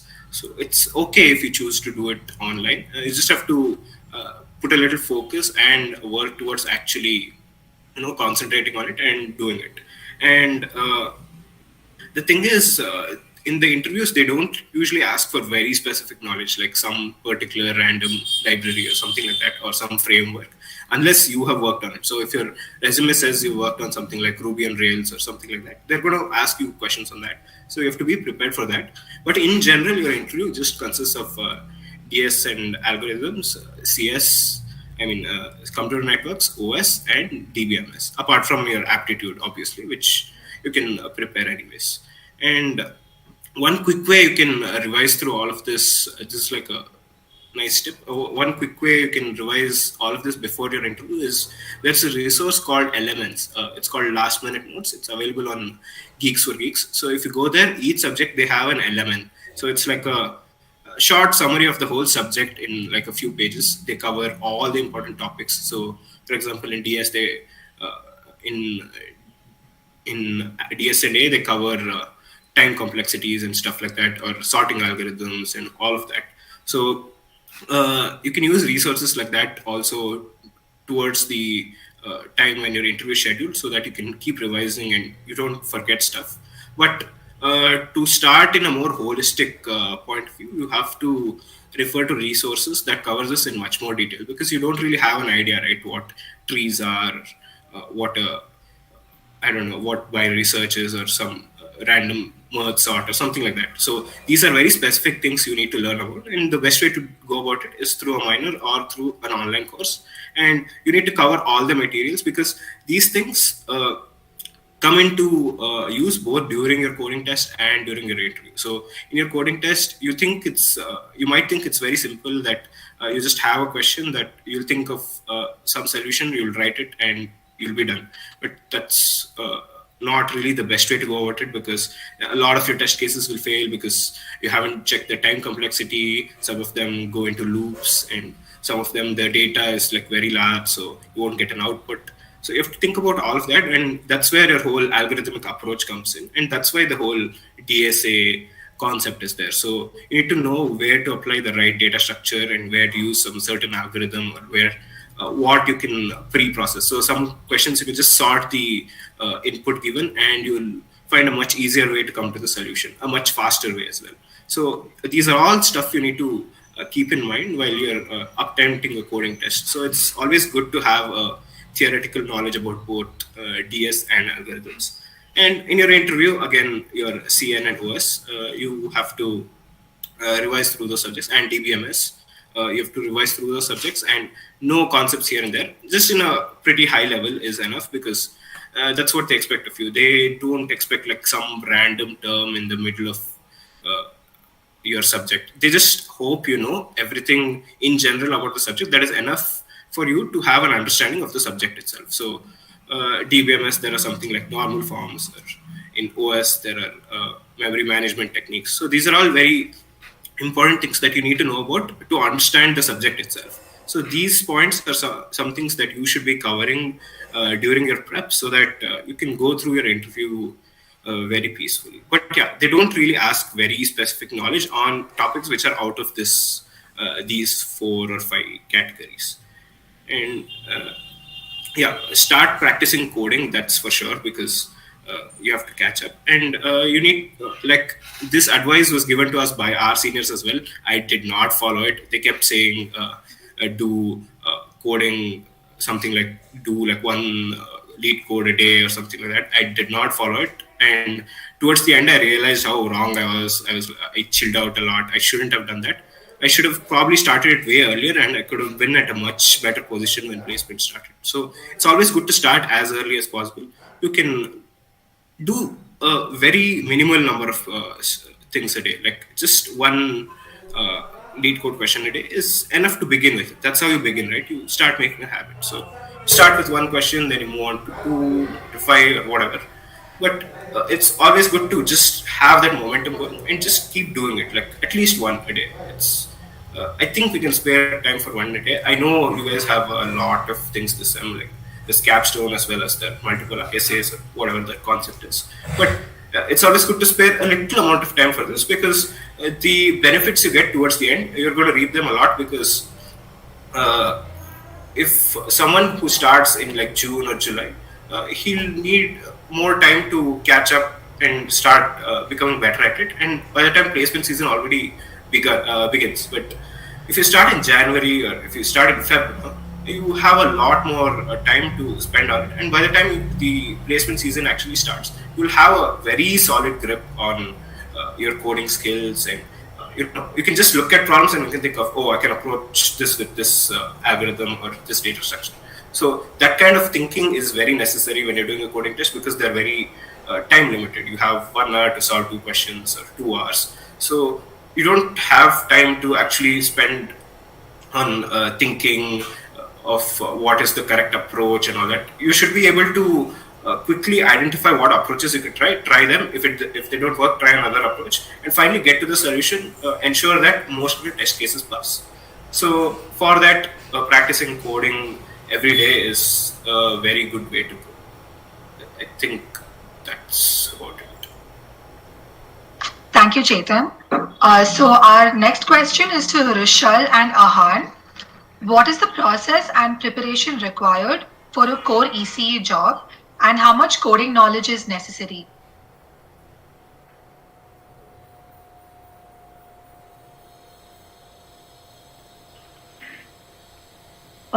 For core EC, first thing is get your basics right. I think I've mentioned this a lot of times. This is something that I generally myself faced in the beginning.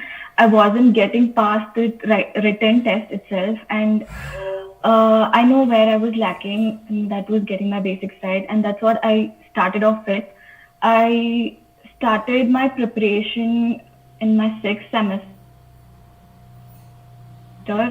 during Jan. I think this is the right time for you to start your placement preparation.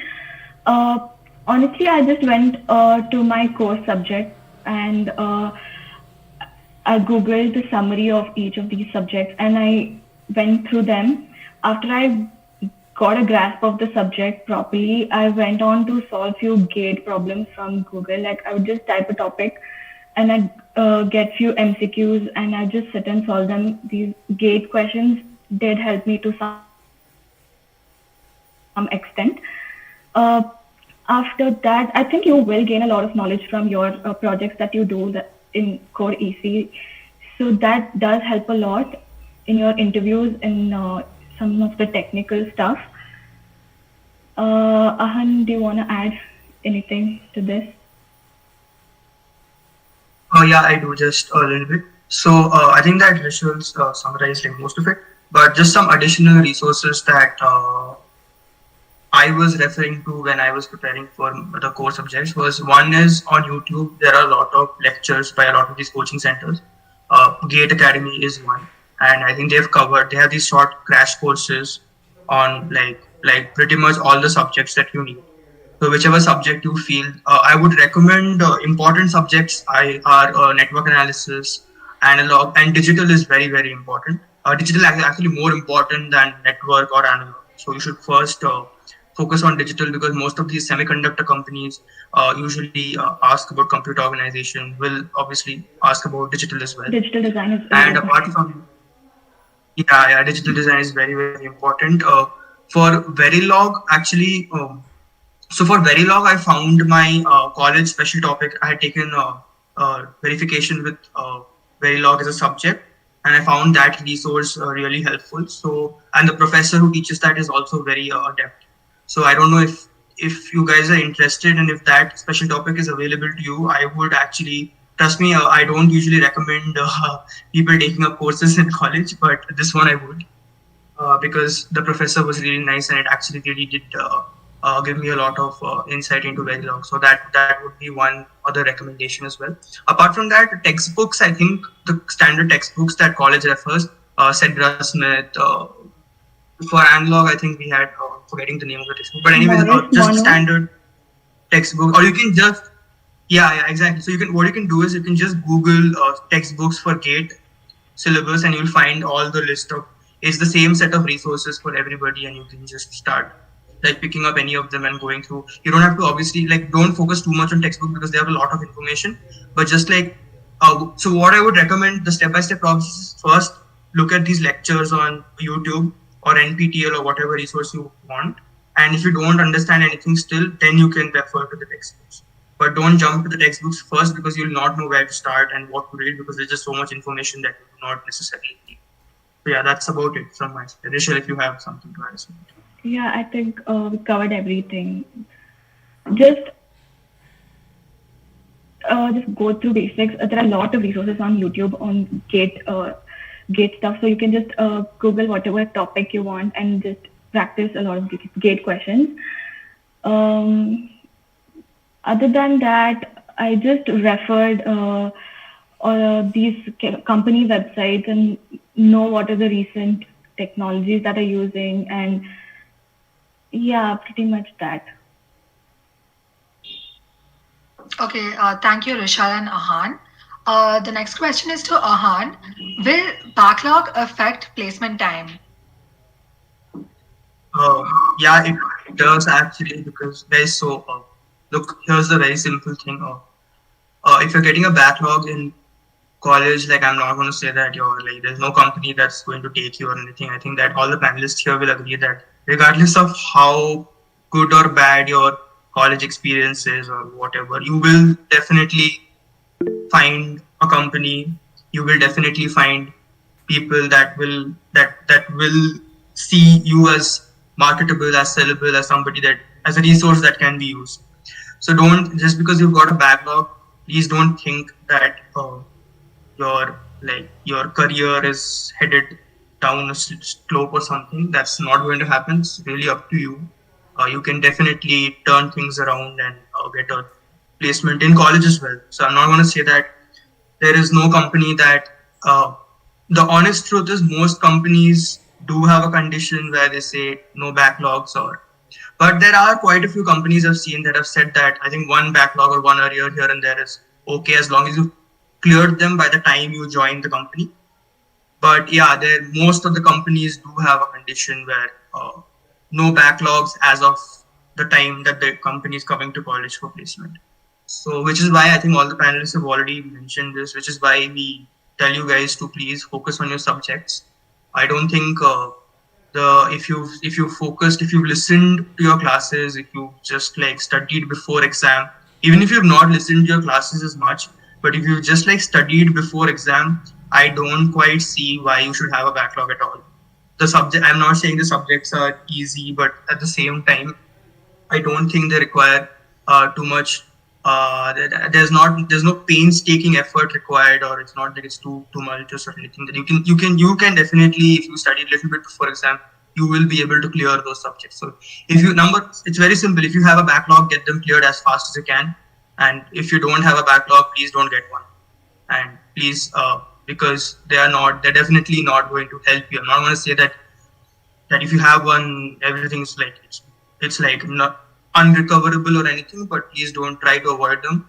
Your placements will have conditions. Most companies will have a condition where they will say no backlog as of the time that they're coming.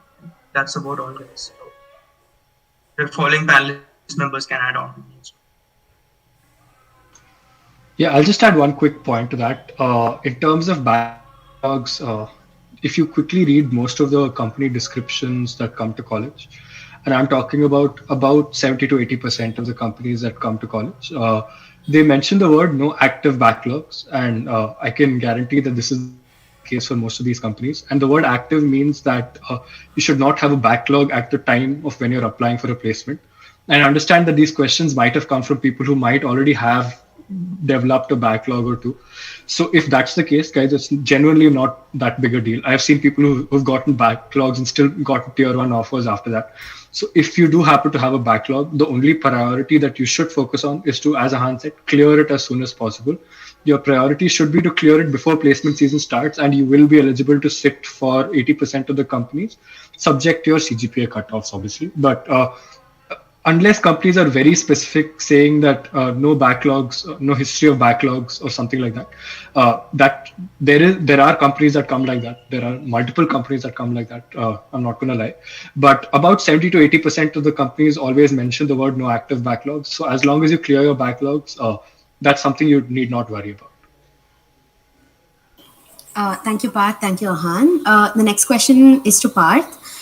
What is the average salary of non-tech roles? Okay, that's an interesting one.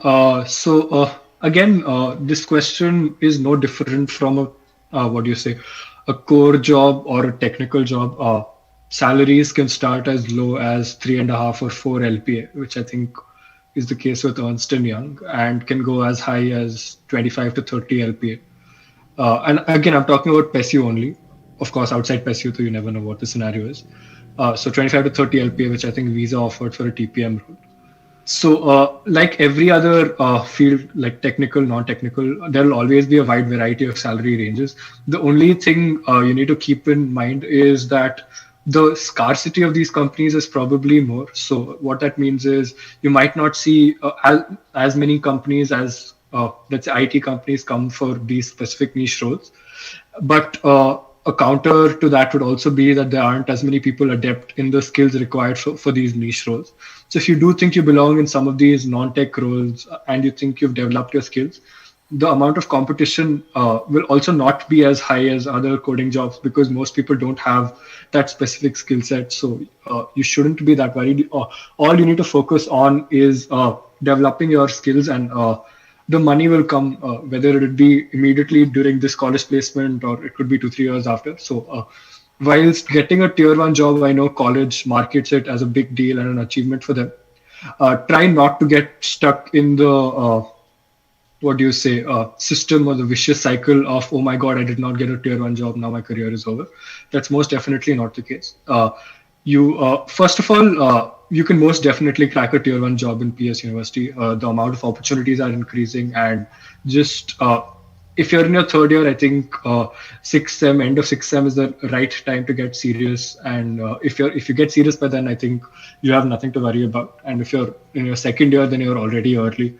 So if you just focus on developing your skills, you land any of the jobs that you want to.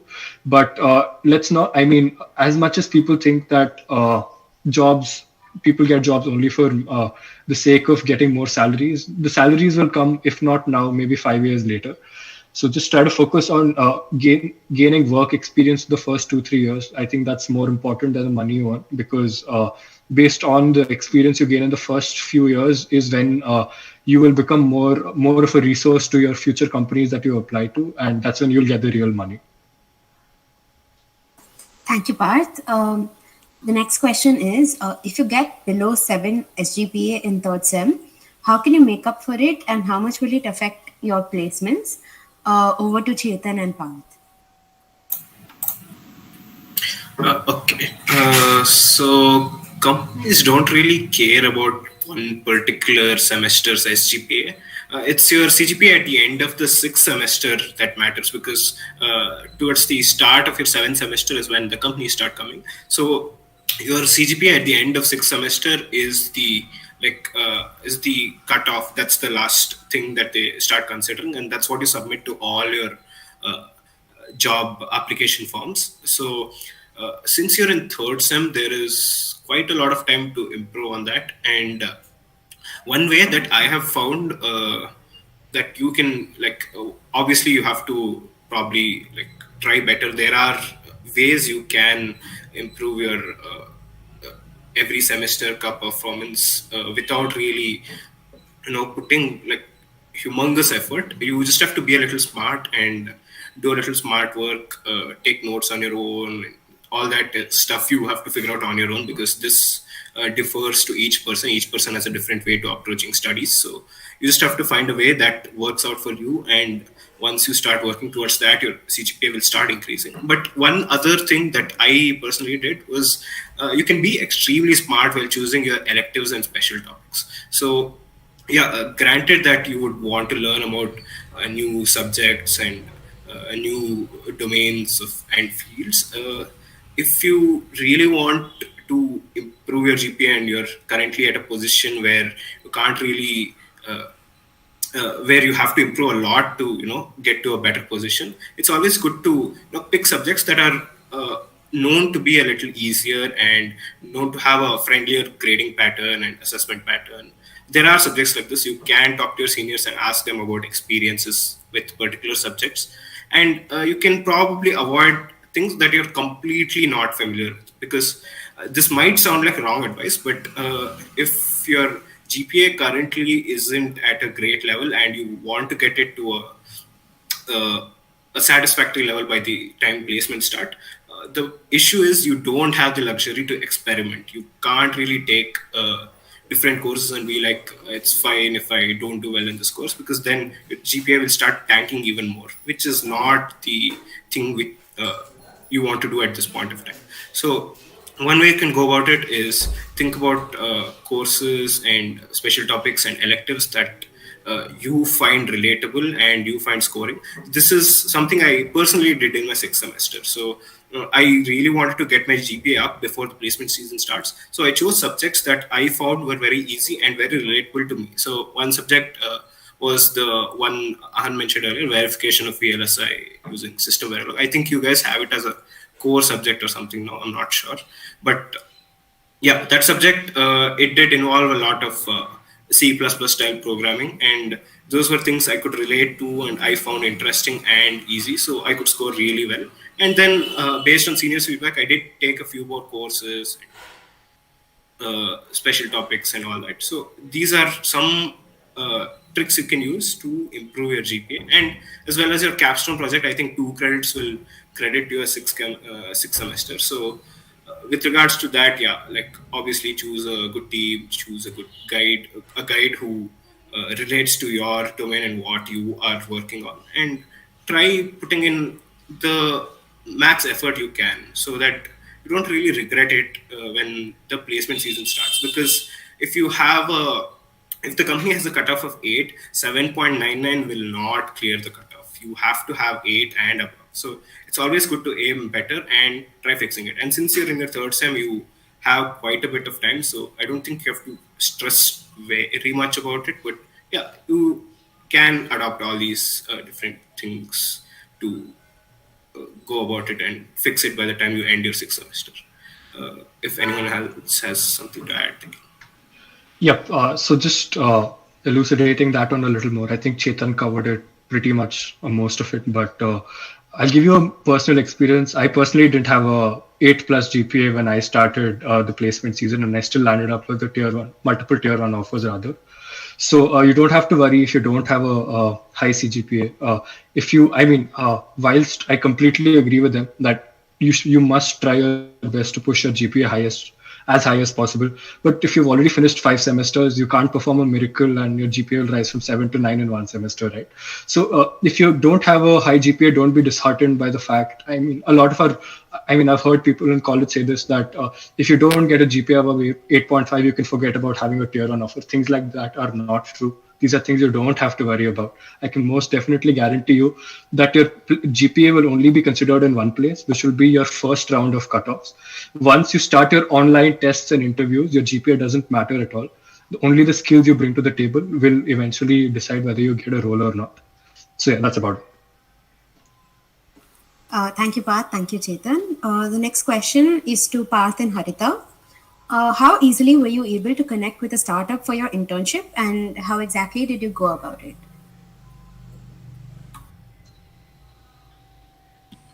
Um, Part, can I go first? Yeah, please.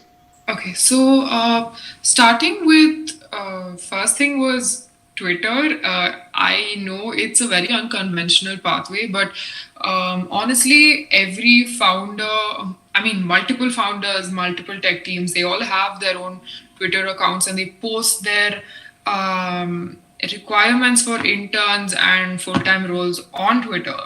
And I think that's a very, very underrated resource. Especially there are bot pages like Intern Finder that automatically retweet internships internships that are posted from Bangalore startup ecosystem, and that's a great place to start off because I think I got over 15 to 20 interviews just on Twitter, which is a great number if you consider like how I don't really have a huge network. It's very easy to find internships on Twitter. The other thing is AngelList. AngelList is a very so if you need an intro to AngelList, it's basically like LinkedIn, but especially only for startups and only for hiring. There's nothing else there.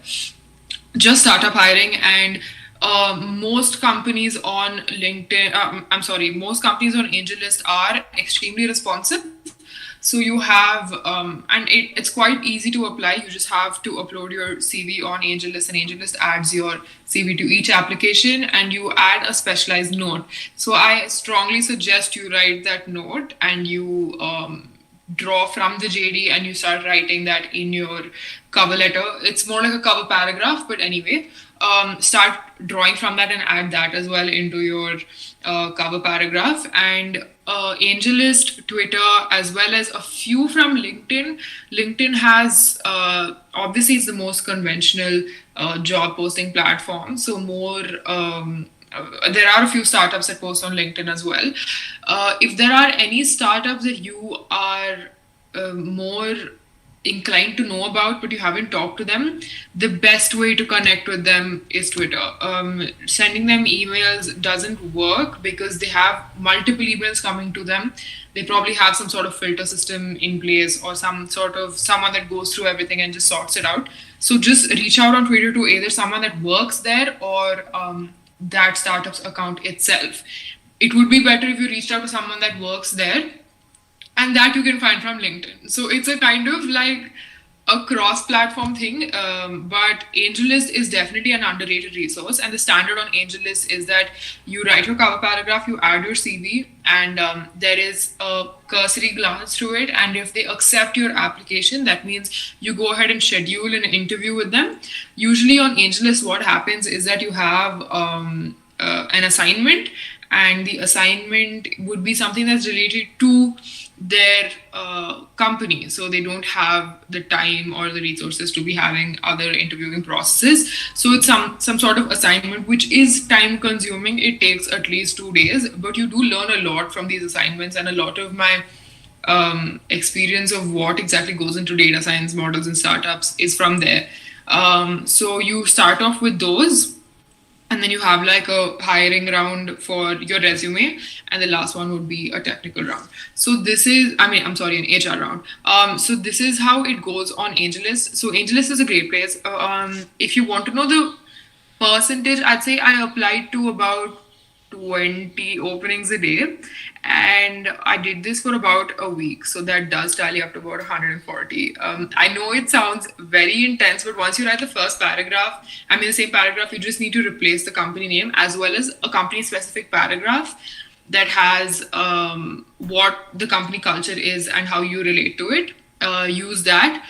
Use the company's culture, leverage it, leverage the job description, and leverage the skills that they've mentioned. Do not write something that you don't know. Write all this, and from these 140, I got about. I was in conversation to more than 20 with more than 20 of them, but when you see through it and you take all the interviews and everything, I had a max of like 3 to 5 finalized. offers. So that would be the kind of outlook you're looking at. And I do think it is a little intense, but I feel like it pays off. So AngelList, Twitter, and LinkedIn would be my 3 major resources. Yeah, I was going to mention AngelList and LinkedIn as well, but since Harita's covered that, maybe one more thing would be organic connections. Again, I'll come back to this.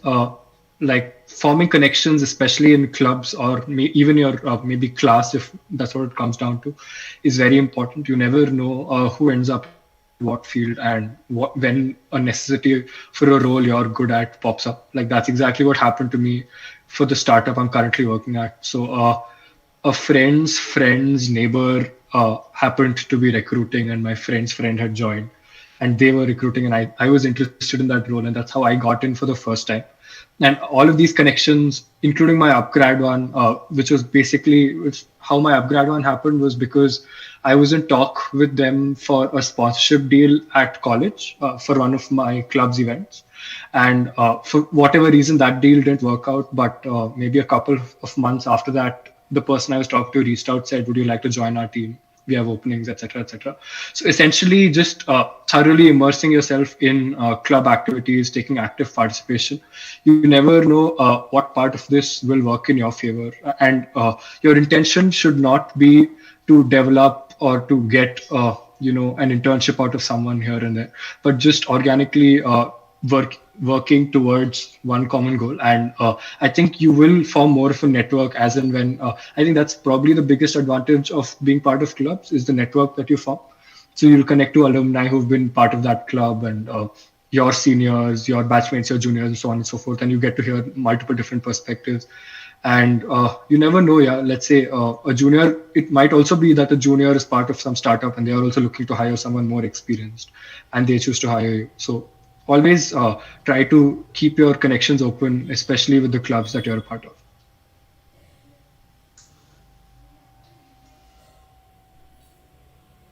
Okay, thank you, Parth and Harita. Our next question is to Rishal. I have an 8.25 CGPA, that is up to 5 semesters, and I am interested in a VLSI related jobs. What are the prerequisites for this, and do I stand a chance to get into a tier 1 company?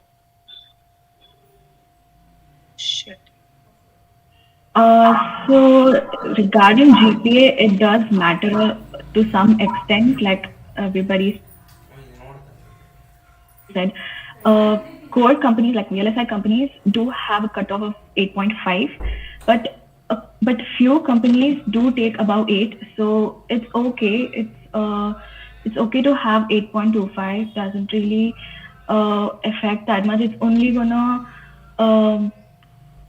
take away your chance to get through the placement test. You can still try outside, like you can connect on LinkedIn, and I know a few of my colleagues who went to LinkedIn and got internship there in VLSI jobs. So it's okay if you don't get placed in college, you can still try outside, connect on LinkedIn. There's this 1-year internship programs in Synopsis that I've heard a lot about. They have technical roles, and they do recruit out of campus. So you can try there. And then again, just don't really go behind tier 1 companies, because all you need is the experience and the knowledge that you gain through the industry that you're just going into. So don't focus on tier 1. GPA does not guarantee you that you will get a tier 1 job. So yeah, just focus on the process, just focus on the learning, and it's okay. You will get through. Yeah, thank you. And we have a follow-up question to that. Which companies offer off-campus placement in core ECE and offer a good package and have higher chances of getting selected? Like I mentioned, there are a few companies that do offer off-campus. I did apply to Global Foundries outside, and they did get back to me on LinkedIn.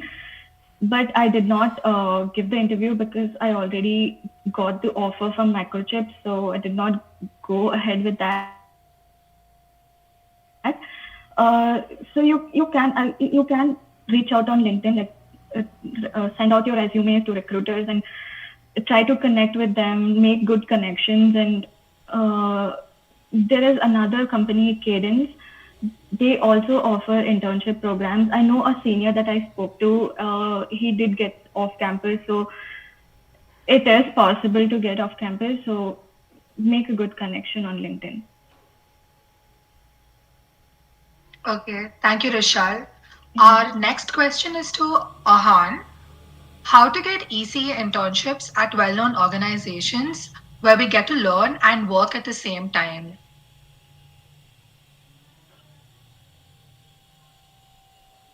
All right. So here's the thing. I understand that why this question comes from, because during the period of the summer internships, VEC students don't really get a lot of opportunities because of the limited number of companies that come for a core profile. But having said that, I think that all the previous answers given by my fellow panelists sort of summarize the approach for internships as well. All the sites that I think Harita, Parth, and Rishal spoke of, those are the networking tools that you can use. You can look up for openings on LinkedIn. You can here's from my experience, the honest answer is it's a little difficult to get an internship outside of college through these profiles, because most of them really ask for a lot of experience.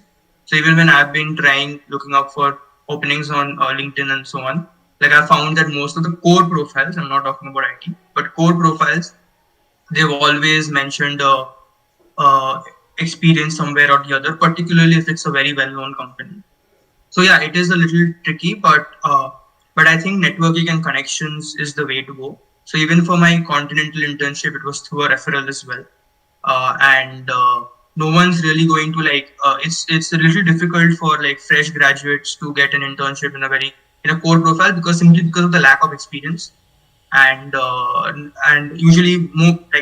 usually these companies do come for college placement or campus placement only, but that doesn't mean that it's impossible to get one. You can, obviously, you just need to have the right contacts.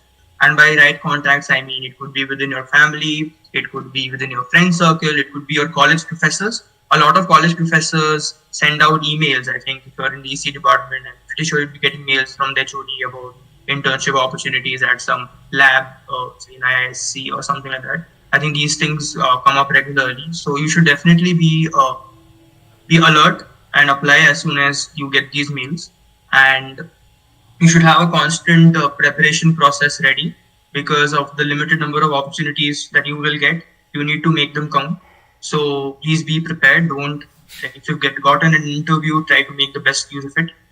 Try to get the interview, and you will get, like in college, we've seen I think our batch, so we've gotten a lot of mails from the HOD and from other professors also. Like usually, say some alumni that has passed out is working in some core company and there is an opening. So what he would do is he would email one of our professors saying that so and so roles are available, so and so for so and so semester students, and if they are interested, or if you have any resumes available, please forward them to us.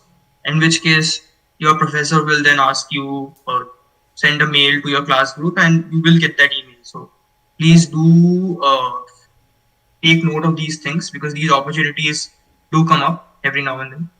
And apart from that, you can just the general approach to networking, like build a buddy system. If you know seniors who've gotten placed, and you can ask them for like referrals, or you can just, there is no end to networking, right? How broad your network is or how expansive your network is entirely up to you. So whatever resources you can find, I'm sure there are sites and resources that none of us have mentioned here, but you may be aware of. Then you can reach out to those mediums that are available to you and just talk to people. It is not going to bring you success. In like most of the cases, it will not. You may not get a response. you may get a response saying that you're rejected. You get a response. Like most of the time, I've gotten a response saying that I'm not, I've been rejected. But that doesn't mean you should stop, because you just need that one opportunity to make it count. Right? But yeah, that's the approach to networking. You've got to keep trying until you succeed. So yeah, that, I think, if panel members or anybody wants to add on to that, that's from my side as well. That's it from my side. Okay, thank you, Ahan. So our next question is to Chetan. As an EC student, it's usually hard to clear technical rounds if it's based on coding. So how to improve one's coding skills if you are at a basic beginner level? Okay. Well, first of all, placement season starts around end July, August. So you do have a lot of time to start preparing, and you have to approach this in a step-by-step manner. So first thing you need to think about is choosing a language and working towards improving yourself and learning the basic syntax in that language. You do have a lot of options, but it's always good to stick to one language so that you keep learning the shortcuts and tricks that you have within that particular thing. So, for example, Python, I've used stuff like default dictionary, which is a very particular type of dictionary that auto initializes items and stuff like that. So, language is something you have to choose very carefully because it helps you code easier during the coding rounds. So, something like C++ has STLs, and Python, as all of you know, it's just a generally simpler language to code with, and we've already learned it before. So we're usually comfortable with Python, and that's what most people I know choose during their coding rounds. And if you have a comfort with any other language, yeah, you can obviously go ahead. But these coding tests usually have tons of language options, so you don't really need to worry about that. You can choose one language and stick with it. And very, very few companies have restrictions in terms of language itself during the test. So off the top of my head, I can recall only one company which had a restriction, something like only C for the developer role and Python for the testing role. There are obviously more companies that have restrictions like this, but more or less most companies leave it to you. You can choose any language, you just have to complete the question and pass all the test cases. And they usually do cover way more languages than you probably even have heard of. So they have quite a number of options. You don't need to worry too much about it. And you should probably avoid C during coding tests because the amount of code you need to write to achieve simple tasks, sometimes it's more than the task itself. So something like sort or search, you have to write your custom function and do all that. And you have to deal with memory management, memory allocation, all that. So you should probably avoid C during your coding tests. I'm not saying avoid C itself, but during coding tests, you can probably choose a better language to work with, something that makes stuff simpler for you, because sorting and searching and all these basic operations are things you will need a lot while you're solving your coding problem. So think about a language and start working towards it, learn about its more. You can always use libraries and stuff like that during your coding test. You have to think about their time complexity and all, but if it's going to simplify your problem, you can always use things like that. So always choose a language that helps you achieve stuff like that. And one more thing you can do, obviously, is do the PESU PPT thing. I'm not sure a lot of people do it, but yeah, it's a good way to start. They have 3 different kinds of problems, I think, every time. They have easy, medium, hard, and they actually make you sit with a proctored screen and code for those 3 hours. So it's a good practice because that's exactly how your coding test is going to be. And once you start learning how to solve the easy questions, you can move on to the medium and hard questions, and you start getting better at it. And at the end of every assessment, I think you also get an email where it tells you which questions you didn't do well and what topics you need to refer so that you can perform better at those. So SOPPT is quite a good resource that you can refer to while doing your coding practice. And also, if you're choosing a platform to do coding, as in coding practice, it's probably good to stick to one platform once you've gotten the hang of coding. I'm not saying do this when you're at the beginning. Beginning, you can probably start with Geeks or Geeks or HackerRank or something because they have very basic level problems. But once you move to a certain level and you're comfortable with coding and know DSNA and all that, you can probably stick to one particular platform, because if you start doing things from everywhere, it just all gets piled up and you start doing similar questions everywhere and doesn't really help anyone. So like I stuck with only lead code, and I used to do only lead code. I used to move from easy to medium, depending on how good I was getting at easy. And even in easy itself, in lead code, you can filter according to the data structures, or you can also filter according to companies. So it's not guaranteed that you get the same questions in your coding test, obviously, but they do have a repository of popular questions from each company, like Cisco, Microsoft, Amazon, whatever. So lead code was a good resource which I personally used, but obviously you might have other preferences, and it's totally okay. But it's good to stick with one thing and keep working on the same platform, so that you don't do repetitive problems and you explore a more variety of problem solving techniques. And there is one more platform, I'm not sure if a lot of people use it. It's called binary search. So what binary search is, it's a website where two friends or how many other people can just come together and you can code together. So it gives you a problem, you can all solve together, and it ranks you based on who finishes first, and then you can help your friends solve the other whenever they're stuck and all that. That is a really fun thing you can do when you're free. Like just sit for an hour on a Sunday evening or something, just solve like 4 or 5 problems, and it helps you quite a bit.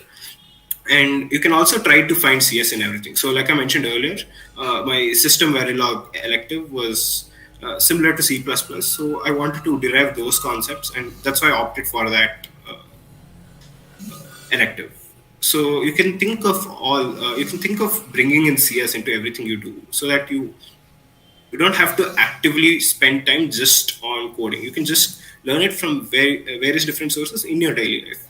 So these are things that you can adopt while you start getting ready for your coding test, and you will get better. Like it's not like you will be stuck at the same level. You will actually start to see a difference, because maybe if you write a coding test today and you're not able to solve it, if you follow stuff like this, you can actually see a difference in yourself by the time you reach June, July, August, when the first companies start coming in. You can actually start seeing yourself solving maybe one problem, and then after a while it gets better. You start solving all the problems and you pass all the test cases. So it's just a continuous cycle of improvement, and you just need to keep working on yourself and keep solving different kinds of problems so that you get the hang of it. Coding is nothing but getting the hang of it. You just have to learn how to approach problems and apply the right techniques in the given amount of time. So if you had like 5-6 hours to solve a problem, I'm pretty sure all of us could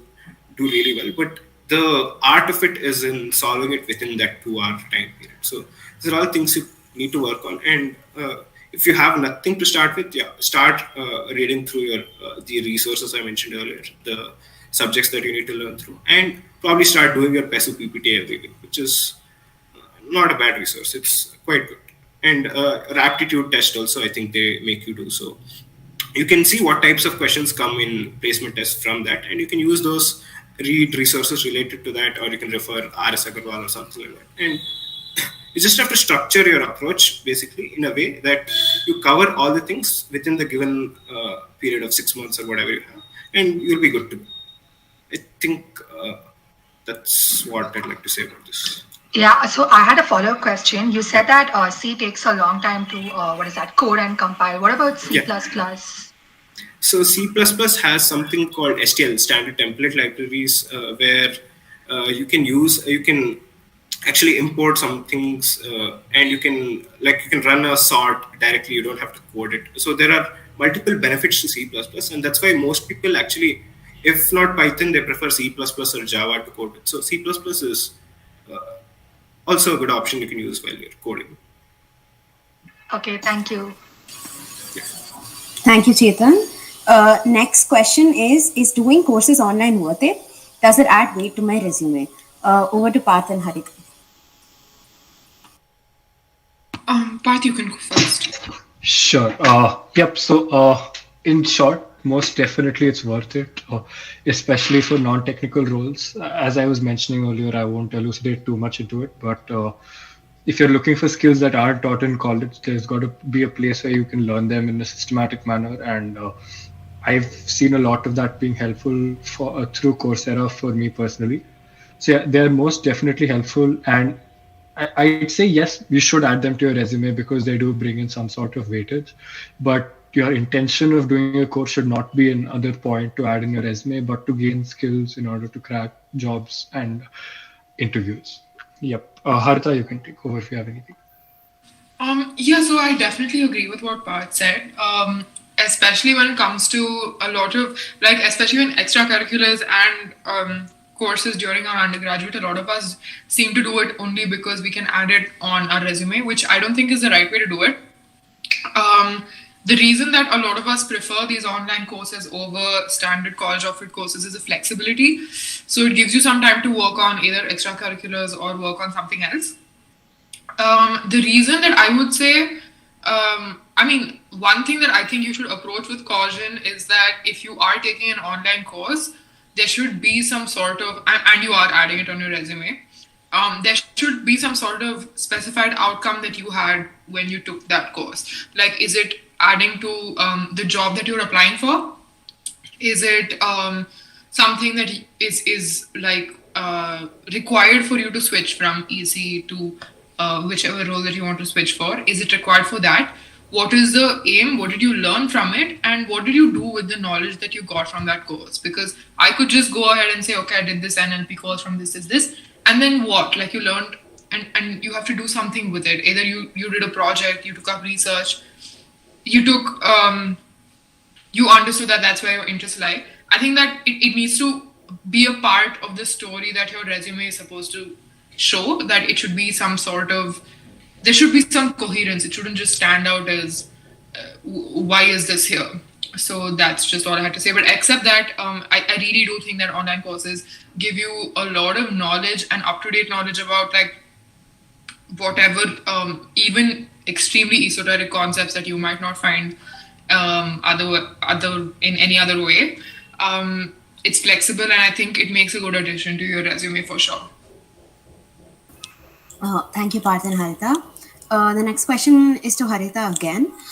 If we're looking to do our master's or PG in CS abroad, is the minor certificate important, even though we haven't completed the course and we are good at coding? Okay, so frankly, MS in CS from EC is a jump. And the thing with applying to a CS program is that they do understand that a lot of engineering graduates want to switch to CS. I do think a minors is required because there would be a lot of course requirements, and one of these course requirements includes exactly the same 4 subjects that minors provides us. And most of these colleges require that it be from an accredited institution that had credits that count towards your graduation or towards your degree, in our case, the minors. So it is required that you do have these courses from university. So it is important, even though you may know coding. If you aren't, some colleges do offer that you have a specific amount of work experience in place of this with demonstrated knowledge of all 4 subjects. But you will have to go through the specific college requirements for that. If you do not want to do either of these, there are very few programs. There is a program at USC which has a master's in CS for scientists and engineers, which is specifically meant for us non-CS people to switch to CS without having these 4 courses and take a master's degree in CS. So there might be more courses like this, but this is the only one that I know of. But the harsh reality is that you do need official and college-related minors for a master's in CS. Thank you, Harita. The next question is to Rishal. Do research papers and journals give a major edge during core interviews? Research papers are a major add-on on your resume and your profile. But then again, your core interviews matter only on the skills that you have. So if you don't have a research paper, it's all right. You can cover it up through your internships and very good projects.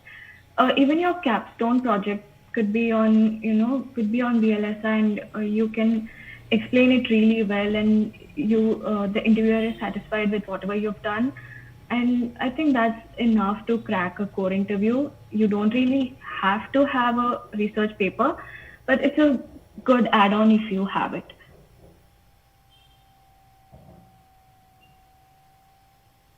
Yeah, thank you, Rishal. So the next question is again to Harita. Can you suggest a general roadmap for an ECE student aspiring for a career into data science or analysis? Okay, sure. So the thing with data science and analytics is that I personally feel as ECE graduates or ECE students, sorry, we have a tiny bit of an advantage as compared to CS students. Sorry, this is politically incorrect, but yeah, anyway, I think we come from a lot of statistics and mathematics, so I think it's easy for us to kind of understand the stats and math. So I would say start off with, if you don't have a minor's degree, start off with studying some sort of data structures, algorithms, something online. It doesn't directly correlate, but you need to have that kind of computational thinking to start off with data science. So starting from there, first learn, basics, data structures, algorithms, the absolute basics. And from there, you can either start going into a little bit of computer vision or a little bit of NLP. But either way, make sure that since you are starting off afresh, you do it right. Like, don't directly just go to TensorFlow and try to redo those models. Like, start from the math. Something as basic as regressions, like just start from the basics. So there are a lot of courses on Udemy and a few courses on edX that are very good for machine learning. And we also have great electives in college. Manikandan sir's pattern classification was one of the biggest motivations for me to take up machine learning and data science. It was honestly so comprehensive, and it changed, like, I could see the things that he had taught me, like, used in internships and everything. Like, I used it every day, and classes like his are honestly available in like a great number in PES.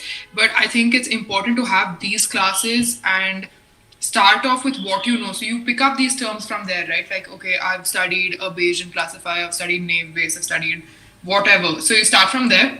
You either start making projects on it or you do research, which is a great way to learn data science and machine learning. Projects and research give you some sort of credibility, and make sure you add all this on your GitHub, because it's easier for interviewers to kind of browse through your work and see that, okay, she's actually done it. Like, it's not just, just written there. So you add everything on your GitHub, add your GitHub also on your resume. Make the entire, there are definitely, okay, so on edX, there's one course called CS50 AI. CS50 was the basics for CS that Harvard X teaches. CS50 AI is just artificial intelligence, not ML and DS, but that gave me a lot of insight into how to think as an AI perspective on problems. So starting from CS50 AI, I had, you can audit these courses for free. You don't need to pay them. Don't keep paying for all these courses. You just have to have a little bit of discipline and finish it in the stipulated time. That's it. You could also do Udemy courses. Udemy courses have a more specific use. They're like, okay, we'll do NLP with Python, or we will do so and so with R. Like, it's a very specific use, but I feel like that gives you a great skill set, and you will know a few libraries in absolute depth. So Udemy is also a great place, but that is for a more advanced, like I would say after you get like a cursory understanding, after that you can move on to all of this and use your projects and research. And research you can even ask in PES, like for a professor to guide you, or you could ask externally through contacts, or you can ask professors also to help you find external contacts on wherever you want to research, and use all of these to get internships. There is no substitute for internship experience when it comes to data science career, because what you see is just mathematics and 4-5 notebooks of code, all of that. But the game is completely different when it comes to real life machine learning and data science. Like, the industrial experiences cannot be substituted for anything. But if you need that industrial experience, you really need to focus on projects, research, and picking the right classes and courses. It's definitely doable. And as an EC graduate, with our mathematics and calculus and whatever we've learned, it's much more easier, less daunting, I would say. It's not easy, but it's less daunting. So yeah, that's what I had to say. Yep. Okay. So regarding data analytics, again, I'll keep it short, but one resource that came in very, very handy for me is there's this Google Data Analytics Professional Certificate. I think that's what it's called on Coursera. So it's a set of 7, 8 courses, costs about 1,500 rupees, somewhere around that range. I think if you're absolutely new to the field and you want to learn something new about it, and if you want to learn about data analytics rather, it'll take you to a very exhaustive level of understanding, and it's a very good course. I would recommend it to anyone who's interested to go into data analytics. I think a lot of those skills are also very relevant to daily job usage. So yeah, that's my recommendation. Thank you, Parth and Harita. So, our last question would be what kind of projects should one work on to build a profile for core, embedded, and VLSI? I think Rishal and Ahan could answer this question.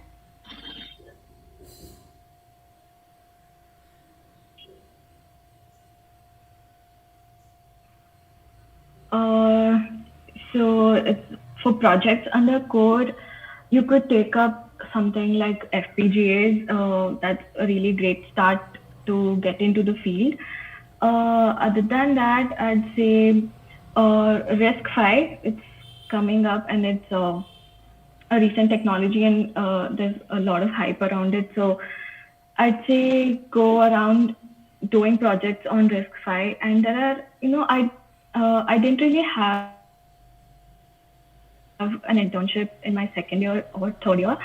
So what I did was to cover up my internships, I did few projects under professors. So given that there are not really a lot of opportunities in core, so yeah, just reach out to professors. They do have a lot of connections, and they can guide you. They can tell you where you are lacking. Or so I did my project in hardware architecture for cryptographic algorithms. So that really helped me in upskilling my Verilog, and even your capstone project will help you a lot in gaining your VLSI skills. Or regarding embedded, I think you can take up microcontrollers or start with Arduino, or if you are in your second year or first year, you can start up like mini projects on Arduino or Raspberry Pi, and later go on to microprocessors and microcontrollers.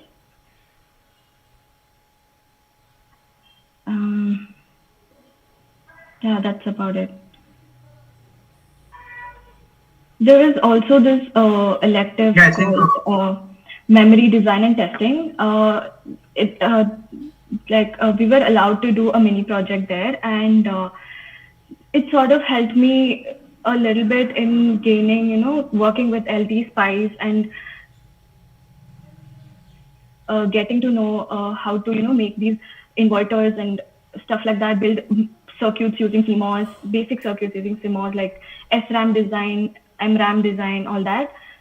So I'd say just take up small projects in your electives. Electives matter a lot. Choose your electives correctly. Yeah, and the professors also allow licensing of few softwares. You can ask for Cadence. I think college does have Cadence license, and they also have these digital badges that you can finish. So you can add them on your resume. It will help to some extent. So try to go to professors, ask them. They will surely guide you and help you in every way possible.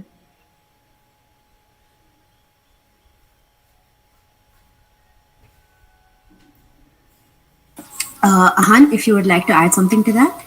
No, I think she's pretty much covered everything. Okay. So that brings us to the end of the panel discussion. We've covered all the questions.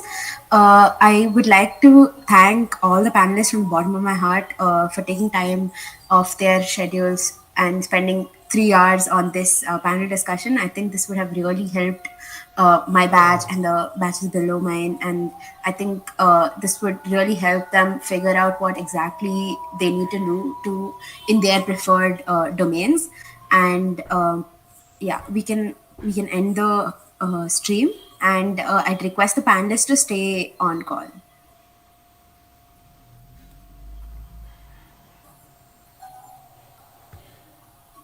I'll stop it.